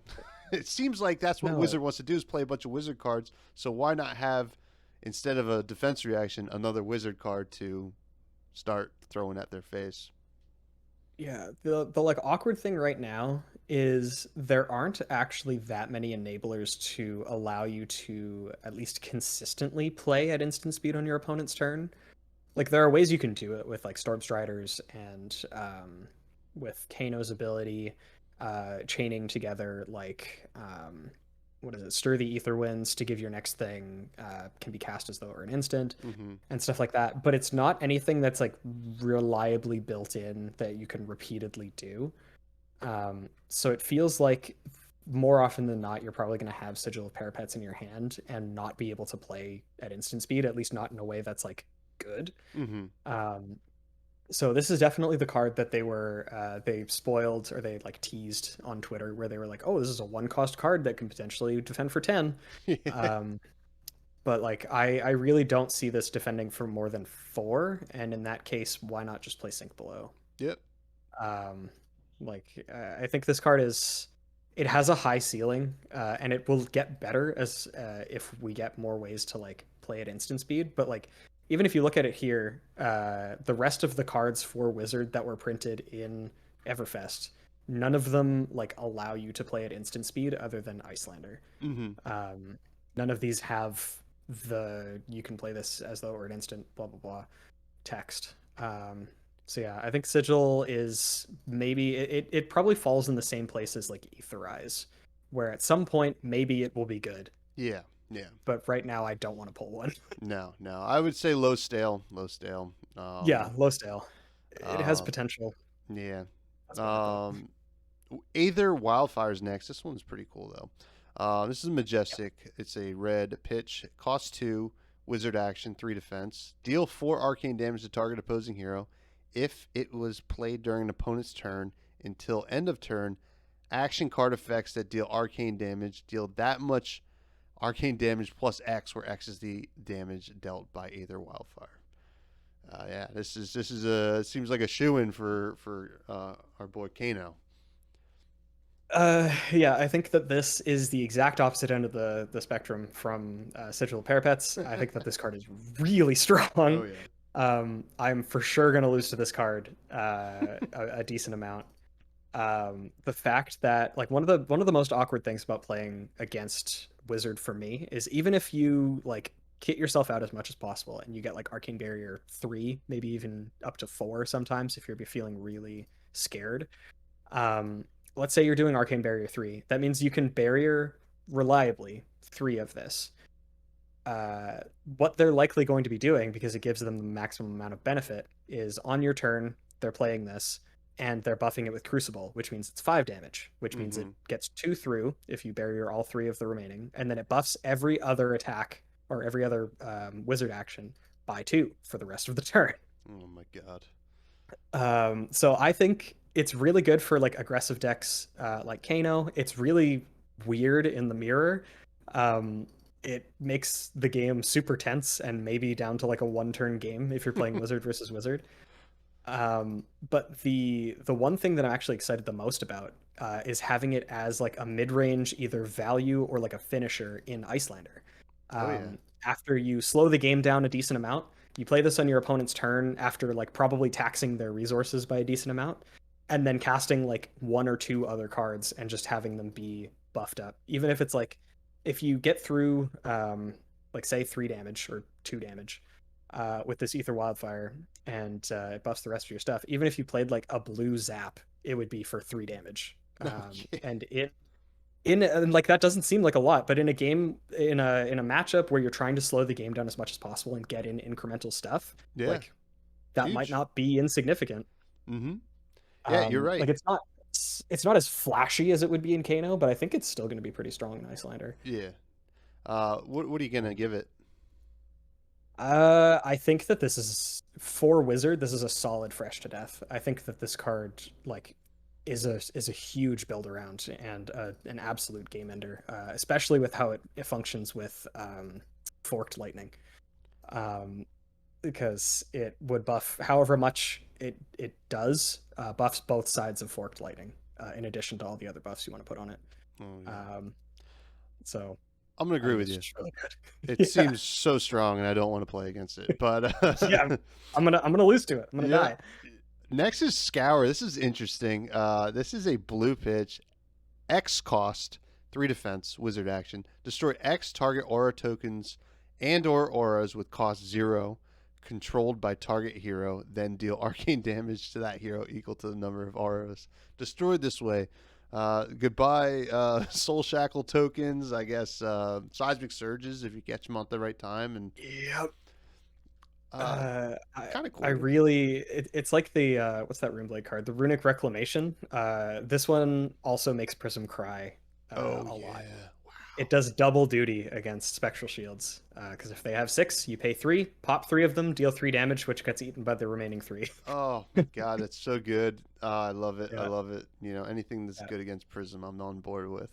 What's this? A solid fresh because you know it's limited in its uh, playability. yeah. It's definitely more of a sideboard card. It's not going to be relevant against every single hero, but the heroes that it is relevant against, like it hurts. It Oh hurts a yeah. lot. So yeah, I think solid fresh, like don't even have to think about it too much. Hmm. It's a nice option. Again, like that what I've been saying with most of the other wizard cards that we're going to be going over. They just give wizard more options and make them less of a one note hero. And I like that. I like giving them more tools to do stuff other than just throw fire at your face. I think Yeah, it's cool. I agree. Next, we have Emeritus Scolding. This is a rare. It comes in red, yellow, and blue. 2 costed wizard action with 3 defense. Deal 4 arcane damage to target hero if it was played during an opponent's turn. Instead, deal 6 damage to them. So let's pile on the arcane damage, man. Just good. when I was saying they have more options to do stuff other than throw damage at people. Yeah, that's true. But yeah, it kind of fills the same void or the same niche as like Voltic Bolt. Mm-hmm. It's actually kind of like if you play it during your turn, it's a worse Voltic Bolt. If you play it during your opponent's turn, it's a better Voltic Bolt. At True. each like level. So I don't know. This could, I think, honestly see play over Voltic Bolt. Like it is less impactful on your turn, but even just having the extra 1 on the opposite side of it on your opponent's turn makes things a lot more awkward. I think it's definitely a good option for aggressive decks like Kano. Mm-hmm. As a non-wizard player myself, it's not super exciting, but I can Yeah, see how it just sort of makes things a little bit more awkward for the opponent. it does. Uh, yeah, it's like pretty versatile too. In that if you do just need to deal 4 damage, you can just do that. Um, and then I guess it's like on the other side, it's a +1 off of Voltic Bolt Mm-hmm. outside of any other buffs you're giving it. I don't know. I think this is a solid like low fresh. Yeah. It's not super exciting, but I think it's better than Voltic Bolt. Yeah, it'll probably see Um, play over the Bolt, but you know, yeah, it's low fresh regardless. yeah. Next we got Pry. This is a 0 costed wizard action, 3 defense. Target hero reveals 3 cards from their hand, not the red pitch. If Pry is played during an opponent's turn, instead they reveal all cards in their hand. You may choose a card revealed this way. If you do, they put it on the bottom of their deck, then draw a card. Hmm. This is, So it's like it's interesting. It's like Vendilion Click for any of the listeners that are familiar with Magic. yep. It's also similar to Phantasmaclasm, which is an illusionist attack from Monarch, which has like the same sort of effect where you can choose a card from your opponent's hand and put it on the bottom. It's interesting versus Wizard because if you play it on your turn, you can try to tuck away like a blue pitch that they have to try to get through more damage. Mm-hmm. And if you play it on your opponent's turn, you can try to get rid of you can kind of try to get rid of like stuff that they're going to use to attack you. I kind of like the blue one in Icelander because Yeah. you arsenal it and then you can like snag a card out of their hand. Yeah, that's Uh, what I was thinking. The blue one seems the best in Icelander, and yeah, because it's just like the same card with the blue pitch, and um, but outside of that, it's probably like maybe low fresh or maybe high stale. yeah, I would probably say most of the time it's probably stale. I mean, like the red one, even if you play it on your turn, revealing 3 cards from their hand is more often than not going to be basically their whole hand. Mm-hmm. So it's the same, like charitably, it's the same for both modes. But yeah, the blue one being free, being a good disruption tool in Icelander. Um, I would say the blue one is probably like a mid to high fresh, and the Mm-hmm. other ones are like high stale. Yeah. Um, like not awful. Again, more options, which I'm excited about, but it just depends on how impactful that tuck and draw is in whatever matchup you're in. Yeah. Yeah.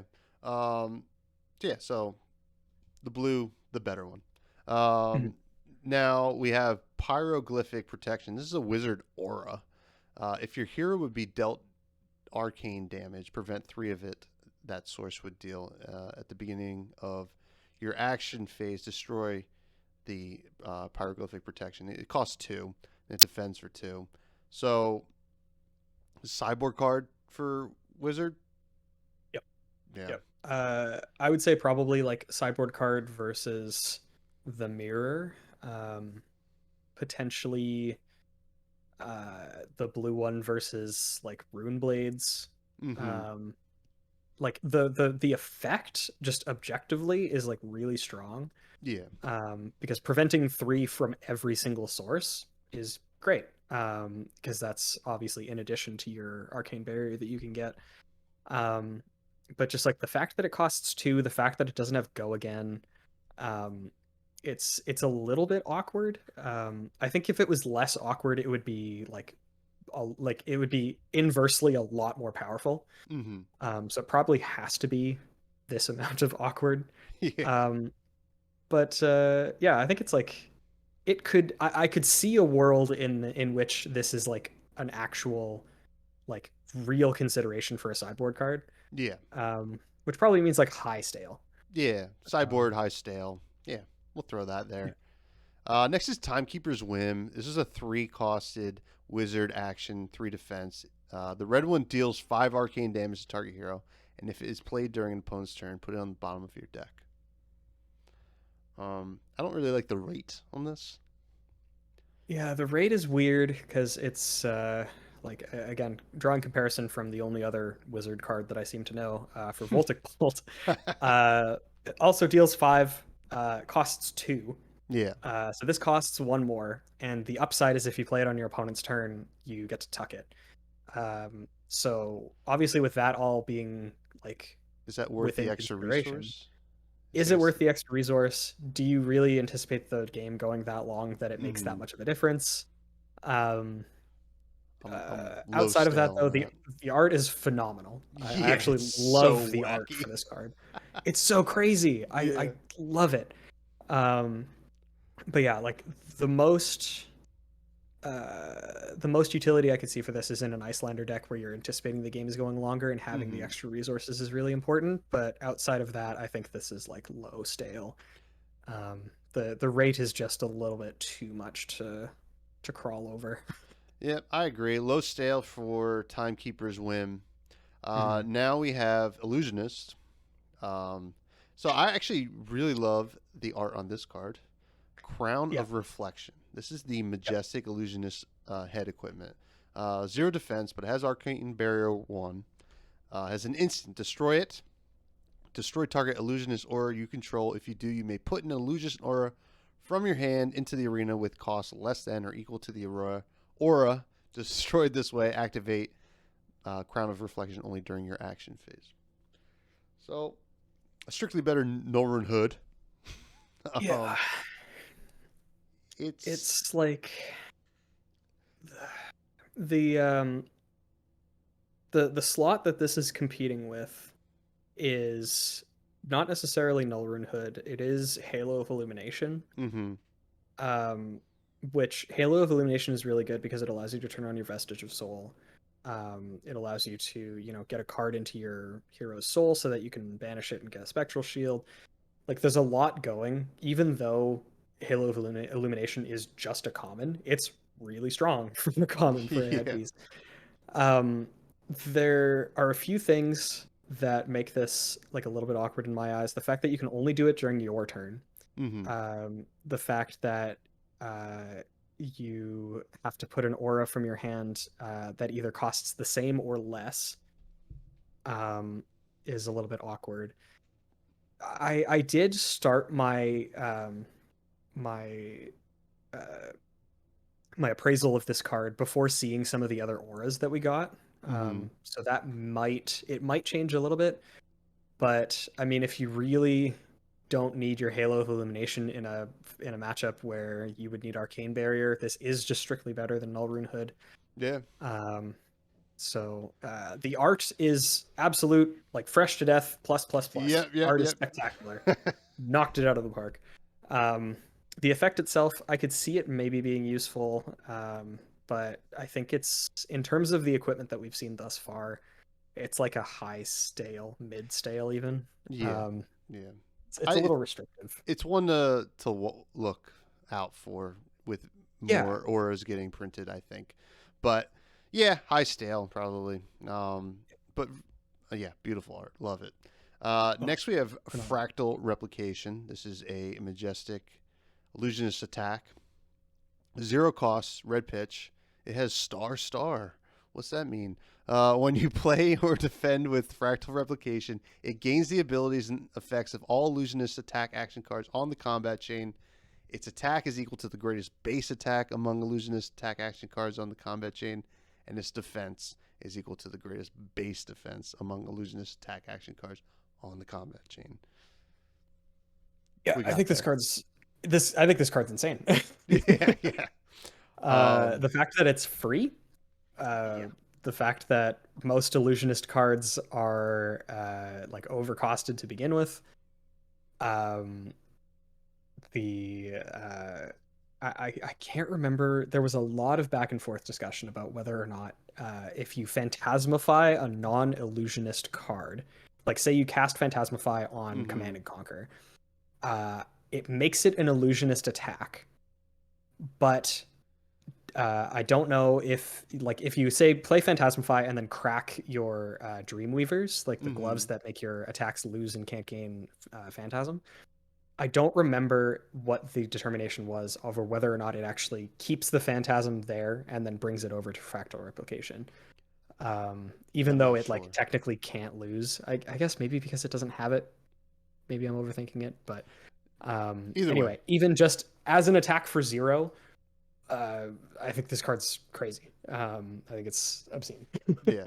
Fresh to death, you think, in the illusionist decks? Yep. Yeah. And it only gets better as more illusionist cards are printed. Oh yeah. Watch out for that one. Here's another one I enjoy.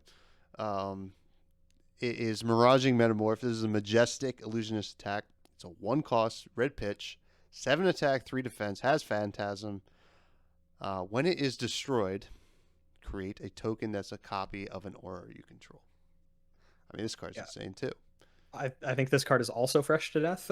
Oh my god! There are, I think Illusionist got a lot of really just generically insane tools in this, and I think that Miraging Metamorph is not like it falls firmly within that that evaluation because it's a 1 cost attack for 7, already good. Doesn't matter if it has Phantasm. That's not what we're here to talk about. Yep.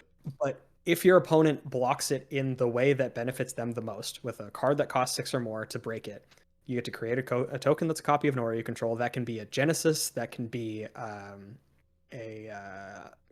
Ode to Wrath. Basically, at the bare minimum, at the very bare minimum, it turns into a Spectral Shield, which is basically Herald of Protection, which is already a playable card. Yep. This card's insane. Yeah. And then if they don't block it fully, like if they just block it with regular cards from their hand that don't have 6 or more or equipment, then you can follow it up with a Fractal Replication probably, and do it again for free. Oh my god. Yep. I guess we gotta say fresh to death on Miraging Metamorph too. Yeah, honestly, it's just so efficient. It costs 1 and it attacks for 7. Like, I understand that Phantasm is a huge downside, but like, but not on this I've card. played Prism. No, it's not. It helps sometimes. Oh my god. Well, yeah, fresh to death. Next we got Shimmers of Silver. It's a 0 cost, blue pitch, illusionist action aura, 2 defense. It has Spectra. It can be attacked. You know what Spectra does. Once per turn effect, whenever you attack with an illusionist aura weapon, put a 1+1 counter on it. +1 attack counter. Do we have a weapon that could attack like that?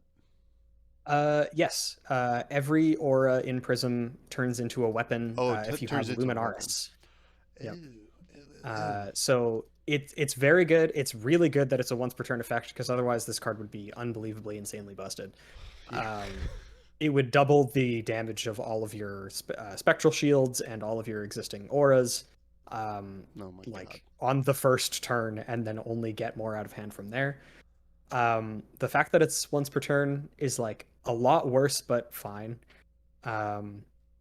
You can, even at the very base, you can attack with it, and it gets a counter because of Luminaris.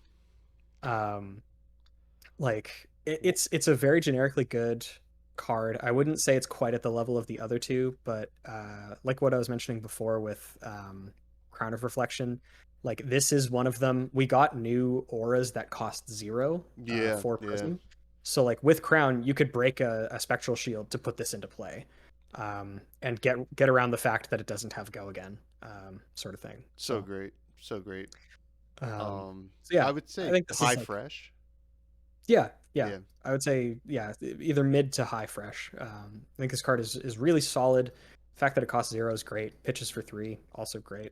Um, it contributes as well to a slower, more controlling playstyle where you're like pinging people, Mm-hmm. which is kind of something that Ode to Wrath helps with. Whenever a source you control deals damage to an opponent, they lose a life. Mm-hmm. So it kind of doubles all of your stuff in the same way that this does, but this is kind of more of a lasting effect, Yeah. um, Yeah. depending on how effectively they're able to deal with your auras. But I like it. Next we have haze bending, which is amazing art. I love this art. Mm. This is the rare. It comes in just blue. Um, 0 cost illusionist action aura, 2 defense, has spectra, has a once per turn effect. Whenever haze bending or another illusionist non-token aura you control is destroyed, create a spectral shield. Um, so similar to how I was appraising Runeblade cards under the microscope of like chain in a chain Mm-hmm. deck. In a Luminaris build for Prism, I think that this is pretty good because at its base, um, it. I mean, again, the kind of awkward portion is that it doesn't have go again, so you're kind of ending your turn with it unless you put it into play with Crown of Reflections. But um, like for all of these, I think we have 3. Yeah, we have 3 other illusionist auras that cost 0. Um, and at the very base, there's something that you can attack with Luminaris. So Mm-hmm. they do 1 damage, and then this one like also um, punishes your opponent for destroying it by making a spectral shield, which is like pretty fine. Yeah. Uh, I'm not as hot on this one, but I could see it being really good in a slower version of Prism. Yeah. Um, Maybe high stale could be yeah, bumped I up. was gonna say low fresh, high stale. Yeah. Um, the effect is nice. Creating a spectral shield like once per turn, if they're dealing with your other things with spectra, is like not insignificant.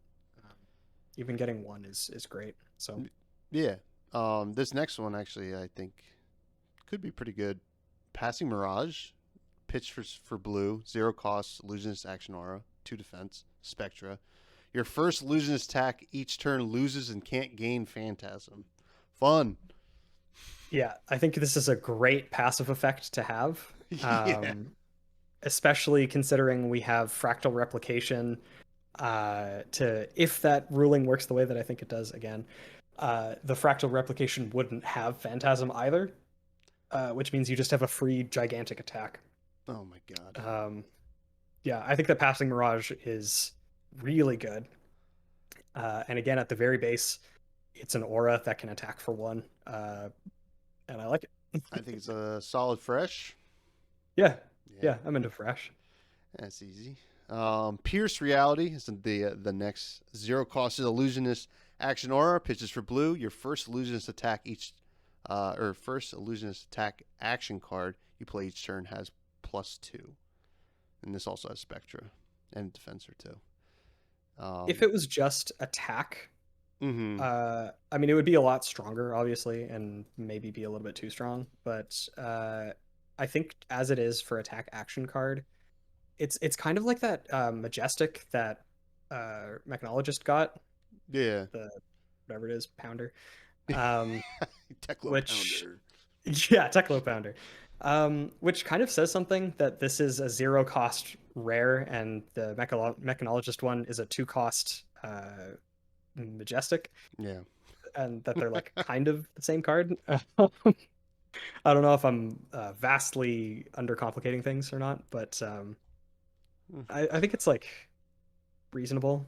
Uh, it's not great. I'm not super excited about it, but you know, making your giant thing with Phantasm that already has 9 attack have +2, is that good? Um, Maybe it's not. I mean, well, it depends on how and well, actually, we'll look at the next card. Well, I'll just call that like a high stale. But this next card mhm, is mhm. something worth considering. The Coalescence Mirage, which is a common. Yes. Yes. This is another card that makes these previous ones much better. Yes. Which So again, yeah, yeah, great. with my evaluation. Yeah. So two cost is 7 attack, 3 defense. Has Phantasm, but if it's destroyed, you may put an illusionist or or a card with cost 0 from your hand into the arena. So, yeah. I mean, this card seems like if you want to play those 0 cost illusionist auras, I mean, this card's worth it, right? Yeah, this is like the enabler for that strategy. Mm-hmm. Because it gets around having to give them go again, because since these are illusionist attacks, if you have a yellow in your pitch zone with Luminaris, they already have go again. So, although I guess if they break it, well, no, there's a lot of like interplay here, because if they break it, even though it loses the go again because it doesn't fully resolve, you get the footsteps trigger. So there's a bunch of stuff that you can do, a lot of gears that intertwine. But yeah, if you want to play these 0 cost auras, I think you like have to play this card. So that makes it like a fresh build around. Yeah, I'm very comfortable saying that this is a fresh card, because it enables a specific strategy of cards that are like pretty good. I'm not upset about any of the 0 cost auras that I've seen thus far. Now, how do you feel about Phantasmal Haze? This is the 3 cost, 8 attack for the red, illusionist attack action with 3 defense. It has Phantasm, but when it's destroyed, create a Spectral Shield token. 3 is an awkward number. Like getting the Spectral Shield on destruction is nice. There are cards in Prism that do that already. Most of them cost 1 or 2. Yeah. Like this one, you can play it off of a yellow if you have Vestige of Soul online. I think I have seen some people talk about how Prism might be tending towards more blues because of these new cards that are being printed, so maybe it makes this easier to play. I am comfortable calling this like stale though. Like it's a big attack, but I just don't know if it's totally worth it. It's not gonna. I don't think it's gonna find a home. So stale's fine. Veiled Intentions is a 1 cost illusionist action with 2 defense. The next attack action card you play this turn is illusionist in addition to its other types and gains +4 Phantasm. And when this is destroyed, draw a card. Go again. That's a pretty good rate for a buff, and it also replaces itself if your opponent blocks it the way that they want to. Good. High stale, low fresh. I mean, it's hard to evaluate this because I don't know if illusionist wants it, but it's still. Yeah, it's sort of like I was saying with that one, the Pierce Reality aura. Like it does buff your cards, which is cool, but a lot of the cards that you want to play anyway already have gigantic attacks. So like you can make it bigger, but especially like it gives it Phantasm, but there's that one card that makes your first attack lose Phantasm, and you also have Dreamweavers, and it's like I don't know. It's there's a lot of different things pulling in all different directions to really, for me at least, genuinely review how impactful this card is going to be. On paper, it looks cool though. I like it. The draw card is nice. So. Yeah, I agree. I mean, I think on its face it is a decent card, and we'll just see if it finds a home. So yeah. But high stale, low fresh. We made it to generics, Bill. Oh, we did it. We got there. The first one out of the gate is a card we already talked about, Arcanite Skullcap. How do you feel about this card? I don't like it, but it is the best option for a lot of decks. And yeah. I own one. I paid full ticket price for one, and I play it. And it's Skullcap. Yep, it is a fresh. It's fresh. I wouldn't say fresh to death. Yeah. We're not gonna give it that. It's fresh. It does have use. Like it has usefulness. It's played for a reason. I have picked playing it over other headpieces in a lot of decks before, but it's mainly just for lack of other good options. So it is what it is. I would say just based on the rating system as it is, you're correct in saying that it's fresh. Yes, yes. Next is a cool one, Arcane Lantern. Um, Mhm. Generic equipment offhand, has Arcane Barrier 1. Personally, I mean, I love the art on this card, and the full art looks awesome. Um, I can't wait to get the full art. oh my god. I guess this is a good. It's just sideboard fresh. I would say. You know, Yeah. I don't think there's really much you could say about it. You know, you put it in where you can afford to have the offhand. Mhm. Usually, Guardian probably is the most Yeah, notable. that's the thing that I was sort of trying to figure out for this card is a lot of people are like, "Oh my god, this card's insane. You can have Arcane Barrier 5 or 8 or whatever if you also have Skull Cap." Like it only works in decks where you would have like an open offhand slot that Mm, you don't necessarily care about. Yeah, like Guardian with the fact that they are already anticipating using a shield works for them. I also kind of figured out that it might be useful in KO if you want to build like a slower version. You have like one claw in the lantern. that's just funny Because you're to not even looking at picture. going, yeah, right? He has this gigantic claw made of like saber tooth tiger teeth, and then just this tiny little lantern. Oh, I love it. Um, yeah, so like I could see it in that. I could maybe see it in Levia, depending on what sort of build you have. Mm-hmm. But like I don't think this fits into every deck. Like I don't think Ninja would want to give up one of their Kodachis or the needle over like Mm-hmm. for this. I don't think that it quite works, but I think it's very interesting and it again it explores design space that I think is necessary. Having offhand equipment for people that aren't guardians. Mm-hmm. Um, I like it. And yeah, So yeah. I would say yeah, sideboard fresh. Cyber Fresh. Next is Bingo. This one's fun. This is a red pitch, a Majestic, 1 cost, generic attack action for 5 attack, 3 defense. If it hits a hero, they reveal a card from their hand. If an attack action card is revealed this way, Bingo gains go again. If a non attack action card is revealed this way, draw a card. Um, Uh, it's hard to this evaluate this this card. yeah, this card is the source of a lot of memes on Discord that I've seen. Um, uh, it's like I don't know. In my current build of Ira that I play, Yeah. this like sort of functions in a slot where I would kind of want it. Like the Pounding Gale slot where it's just an efficient attack for 5. Just costs 1 attacks for 5, blocks for 3. But like Mm-hmm. Pounding Gale has combo, so it interacts well with Breaking Scales as well as Flick Flack. Um, I don't know that this necessarily is like an auto include in any deck, unlike like Enlightened Strike or Command and Conquer. Mm-hmm. It is a generic action that is like a pretty decent rate, but I think it just slightly falls short of Yeah. like what it's supposed to be. Yeah, yeah. I feel like the rate is good enough to give it a fresh. And Yeah, people will it's play just it. a 1 cost attack for 5. Like Yeah. at the base, I mean that's like fine. I'm Mm-hmm. not upset about that. Yeah. Also has great flavor text. Oh So yeah. Winner, winner, chicken dinner. Um, you have to say that if you win with that of card. course. Next is a card that I'm actually I feel like a little bit higher on than a lot of people. Is Fire Breathing. This is a 2 cost, 3 attack, 3 defense, generic attack action. It has an instant, 1 resource. Fire Breathing gets +1. Activate this ability only while fire breathing is attacking. Um, I just like threat of activation cards. I just do. I can't help it. I mean, I just love throwing a card at someone that they're going to just throw way too many cards at. It's probably not good in the long run, but I can't help it but like this card.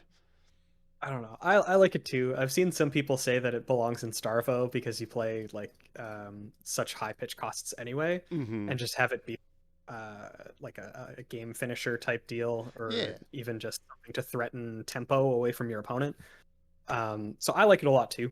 Um, Realistically, I think we're both very realistic people. It's probably not as Us? good as I think it is, but like high fresh, mid fresh.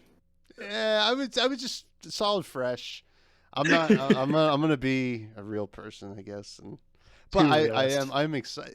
And Starvo is a good point. I do think it Yeah. will be a good place there. But yeah, solid fresh. Next we got Cash Out. This is the generic action. We had mentioned it before. It's a blue pitch, 0 cost, 2 defense. As an additional cost to play cash out, you may destroy any number of weapons, equipment, and or non-token items you control. Create a silver token for each permanent destroyed this way. Go again. Is this Fun Zone card? Tell me, Bill. Yeah, I think it is. I mean, why would you want to destroy your own equipment or weapons? Like, I guess you get silver tokens. There's like the next card is like the payoff card. Mm-hmm. And actually, okay, hang on. I think this card is really good because it means that you can destroy silver palms and you don't have to look at it anymore. Oh my God, fresh to death, dude. Oh, there it is. This card's really good because it destroys silver palms. Out of control, man. It's so good. But yeah, solid fun zone at this point because we just don't have any ways to leverage silver tokens except for the next card, which I think is again also going to be a fun zone card. But most likely, this is Knick-Knack Brick-a-Brack. 3 costs, Majestic. Fresh to death name. Fresh. Let's start there. Yep. Generic action, 2 defense. As an additional cost to play Knick-Knack Brick-a-Brack, you may destroy any number of copper, silver, and/or gold you control. Search your deck for a card with Amulet, Potion, or Talisman in its name. Put it into the arena, then shuffle. For each 4 copper, 2 silver, and/or 1 gold destroyed this way. Repeat this process. Fun zone. I mean, we're not doing this in C6. Yeah, like even if you look at all of the items that have been revealed in this set or have been printed in the set and compare and like even add all of the other items, the generic items that we've had, I think even if you put every single one into the arena at the same time, you do not win the game. Yeah. Like it's super fun zone. I'm excited to see if there is like a better potion or amulet or talisman that's printed that really makes this like super worth it. But I feel like because of how efficient of a tutor it is, if you're playing around the ways that make it good, I think it maybe locks itself out of ever actually being a good card. Yeah. Like I think just it kills itself. It falls under its own weight. Yeah. Yeah. Fun zone for Knick-Knack. And I never want to have to pronounce that ever again. This next one actually I think is pretty good. This round's on me.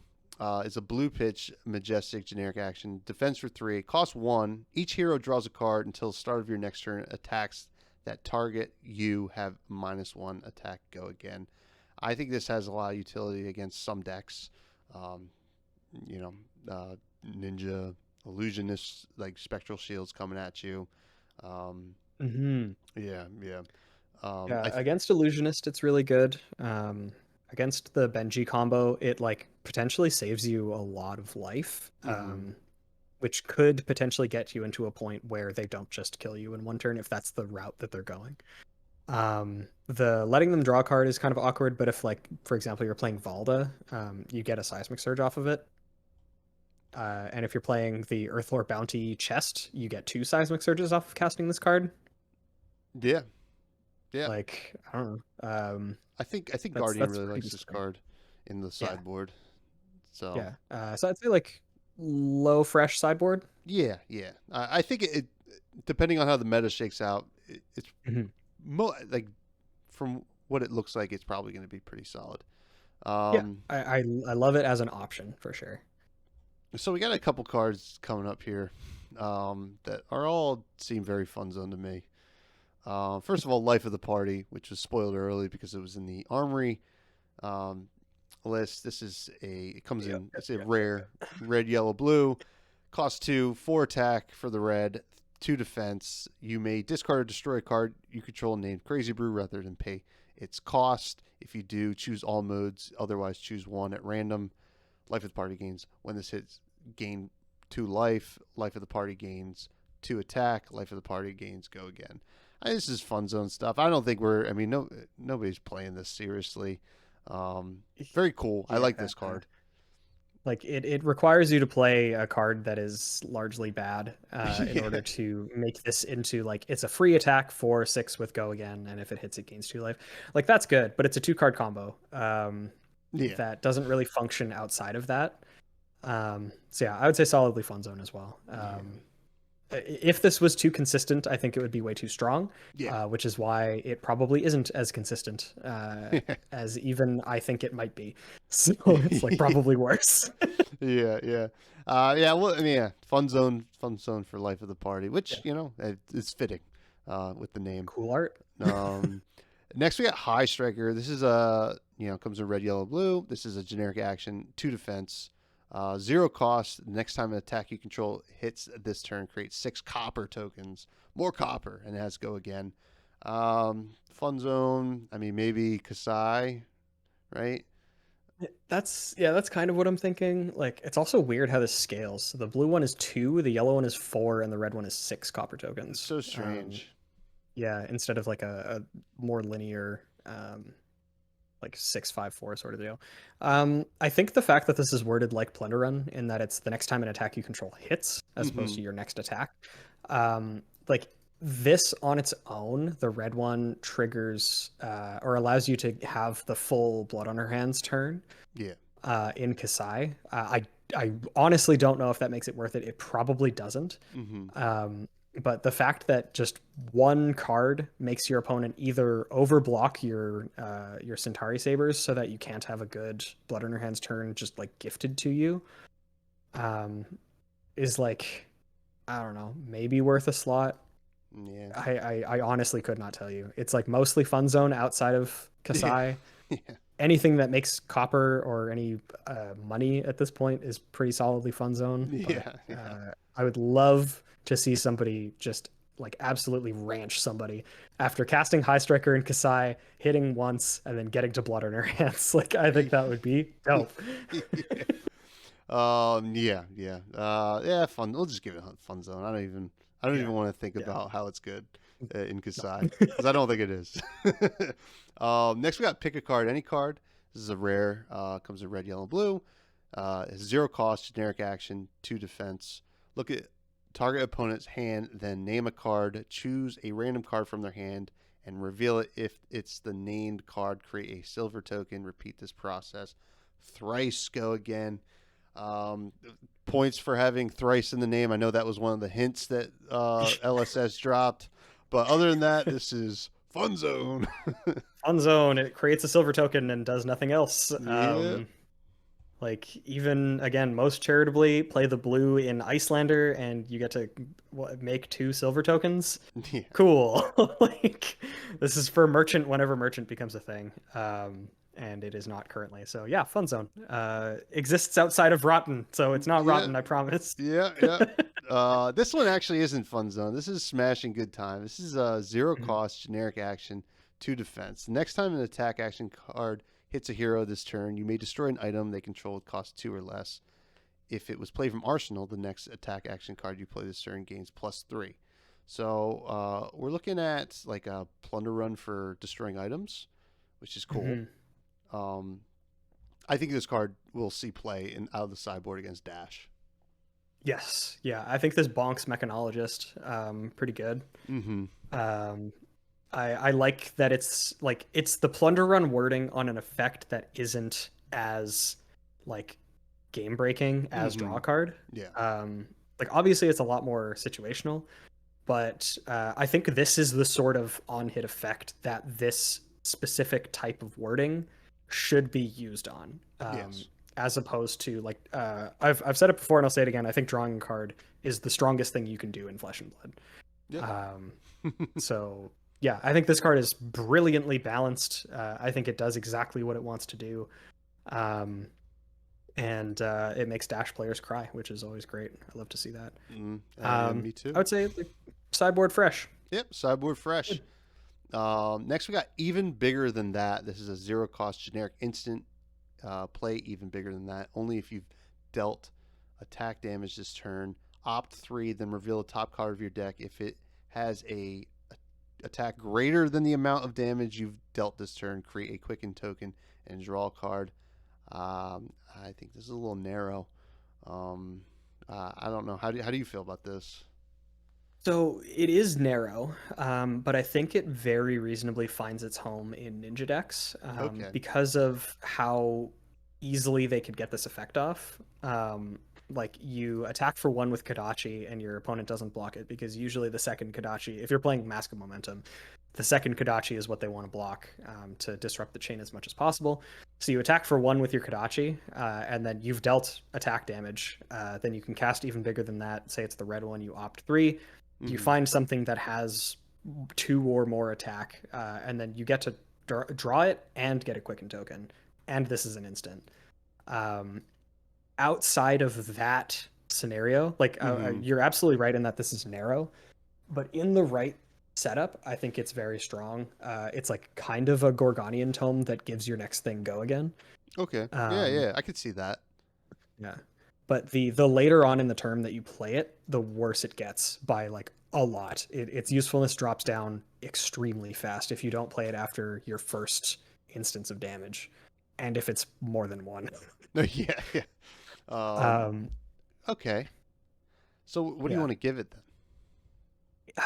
I would have to give it like 2 separate ratings. In Ninja, I think I'm gonna give this like a strong fresh, like a high fresh, because I think it finds the most amount of usefulness there, and the amount of usefulness it finds is quite good. Like it's applicable in a regular game state. But outside of that, in other decks, like you wouldn't play this in Guardian. Like, what are you gonna do? You play it after you attack with a Glacial Footsteps for 8. Yeah. I just don't think you're gonna find anything off of it. So I think it's really good in Ninja, and I think it's like probably low stale in everything else. Yeah.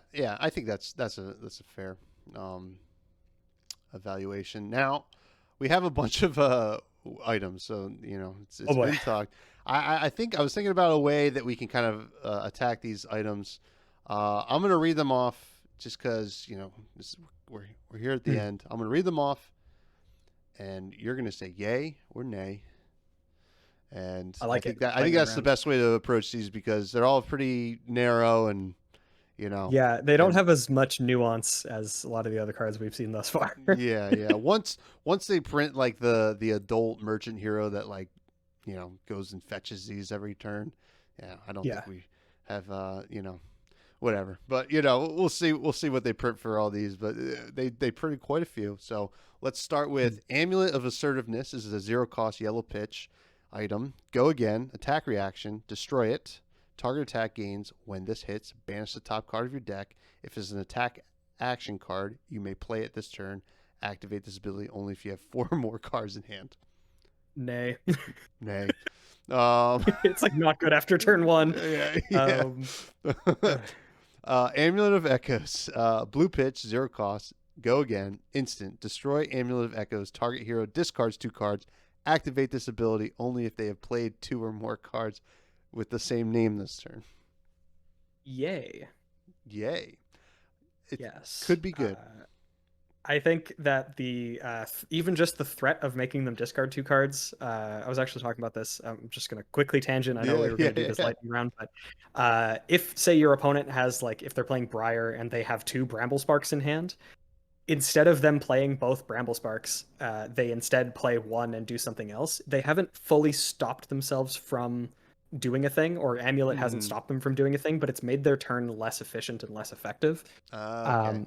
And if you can stack multiples of those, if you're this would be in a control deck, obviously, but if you can stack multiple instances of your opponent's turn is less efficient and more awkward, I think they stack reasonably well. And this only gets better as more auto includes are printed.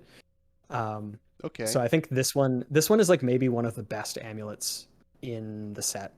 But it's still in terms of overall usefulness right now, it's still relatively low, but I think this has a really high ceiling. Okay, cool. I could see it. Next we have Amulet of Haven Call. Blue pitch is 0 cost. Go again, has defense reaction. Destroy it. Search your deck for a card named Rally the Rearguard. Add it to this chain link as a defending card, then shuffle. Activate this ability only if you have no cards in hand. Nay. The rally blocks for 2 only. Bad. Yep. It's okay. Amulet of Ignition. This is a yellow pitch, 0 cost. Go again. Instant. Destroy Amulet of Ignition. The next ability you activate this turn costs 1 less. Activate this ability only if you have played a card or activated an ability this turn. Actually, yay. I agree. It technically adds a resource for your next turn. Mm-hmm. Yeah. I think it's okay. I think it's fine. Cool. Amulet of Intervention. Blue pitch, 0 cost. Go again. Destroy it. Or this is an instant. Destroy it. Prevent the next 1 damage that will be dealt to your hero this turn. Activate this ability only while your hero is the target of a source that would deal damage equal to or greater than your hero's life. Effect, nay. Wordiness, nay. Art, very yay. I love the art for this card. The art is beautiful. But I think this card sucks. Yeah. No, not good. Amulet of Oblation. 0 cost, blue pitch. Go again, instant, destroy it. Until end of turn, target attack action card gains. If this would be put into a graveyard, instead put it on the bottom of its owner's deck. Activate this ability only if a card has entered a graveyard this turn.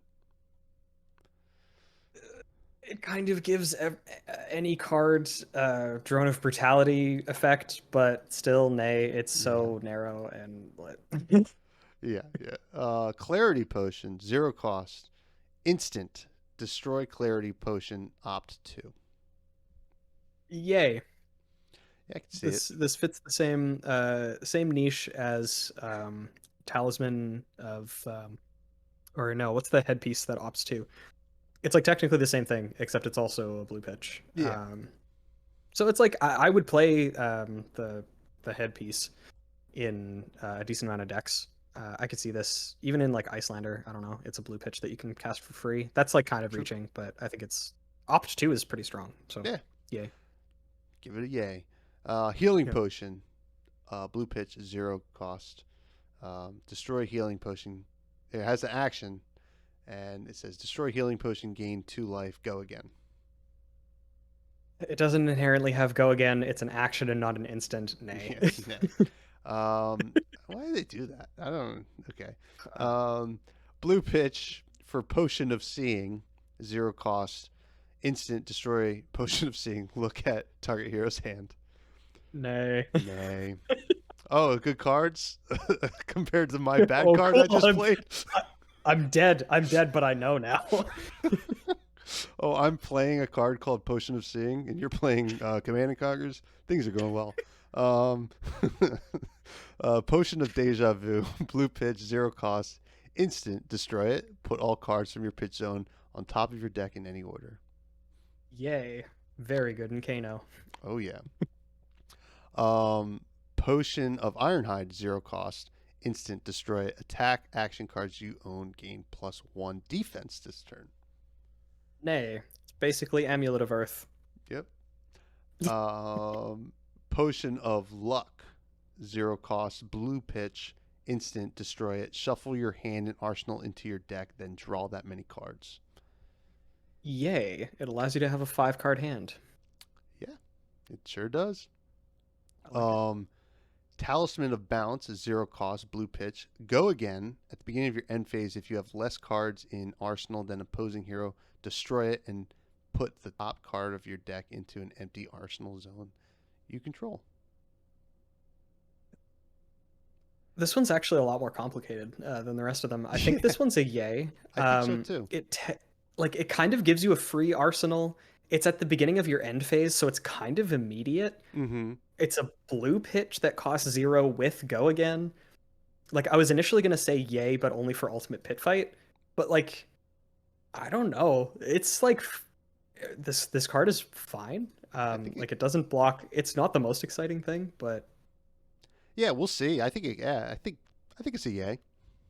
Yeah, I think it's a yay. It's not quite as hard of a yay as some of the other ones that I've given so far, but like as I was rereading it there, I'm like, actually, this card is fine. Talisman of Cremation, 0 cost, blue pitch. Go again. When you play a card from your banished zone, destroy it and name a card. Banish all cards with the chosen name from opposing hero's graveyard. Garbage Andy is the one who revealed this, and I Yep. love him dearly. He's a good friend of mine, but unfortunately, I think this is a nay. Yeah, yeah. Like, how many hoops you have to run through for this? I mean, maybe in the chain mirror. I don't know. Yeah, like I think against Levia, you can make their graveyard more awkward, but True. realistically, you're getting like one card out of it. Yeah, yeah. Not the I don't best. know. It's Yeah, a nay. And yeah, then yeah. Talisman of Featherfoot, 0 cost yellow pitch. Go again when an attack you control gains exactly +1 attack from an effect during the reaction step. Destroy Talisman of Featherfoot, and the attack gains go again. Honestly, yay. Getting +1 isn't quite as narrow as it seems. Getting go again on an attack is really nice. Having go again inherently on the item is pretty nice. Yeah. The decks that want this card are not that many, but the ones that want it can actually use it relatively well. It has all the downsides of an item, but I would still say this is a yay for the decks that want it, not in general. But Talisman of Recompense, yellow pitch, 0 cost. Go again when you pitch a card. If you would gain exactly 1 resource instead, destroy it and gain 3. It's like turn your red pitch into a blue pitch. yeah, it's like kind of a deep blue, Kinda. but because it is a yellow pitch on its own, it doesn't really do anything if you do it on the same turn. So it's like a deep blue on your next turn. Yeah. I would say like maybe probably a nay. Yeah. Like maybe a yay at some point if the meta gets really slow. Because I like deep blue as a card. I think that deep blue is a really strong chess piece. Oh yeah. But yeah, I don't know. Having it not as a chess piece and in play on turn 1, I think that makes this a lot worse. Deep blue, more like deep poo. No, He did it. Talisman of Tides, blue pitch, 0 cost. Go again. If opponent would draw 1 or more cards during your action phase, destroy this, and they draw that many cards -1. During your action phase? During... Why? Like it blanks them from drawing a card. Yeah. Like say you cast that this round's on me or whatever, and you use this card to make it so they don't draw a card. Yeah. Why? No. Nay. Bad. And, go away. And finally, Talisman of Warfare, yellow pitch, 0 cost. Go again when a source you control deals exactly 2 damage to an opposing hero. Destroy Talisman of Warfare and all cards in all arsenals. Oh, it's Command and Conquer. No, wait, never mind. It has nothing that makes Command and Conquer good. Nay.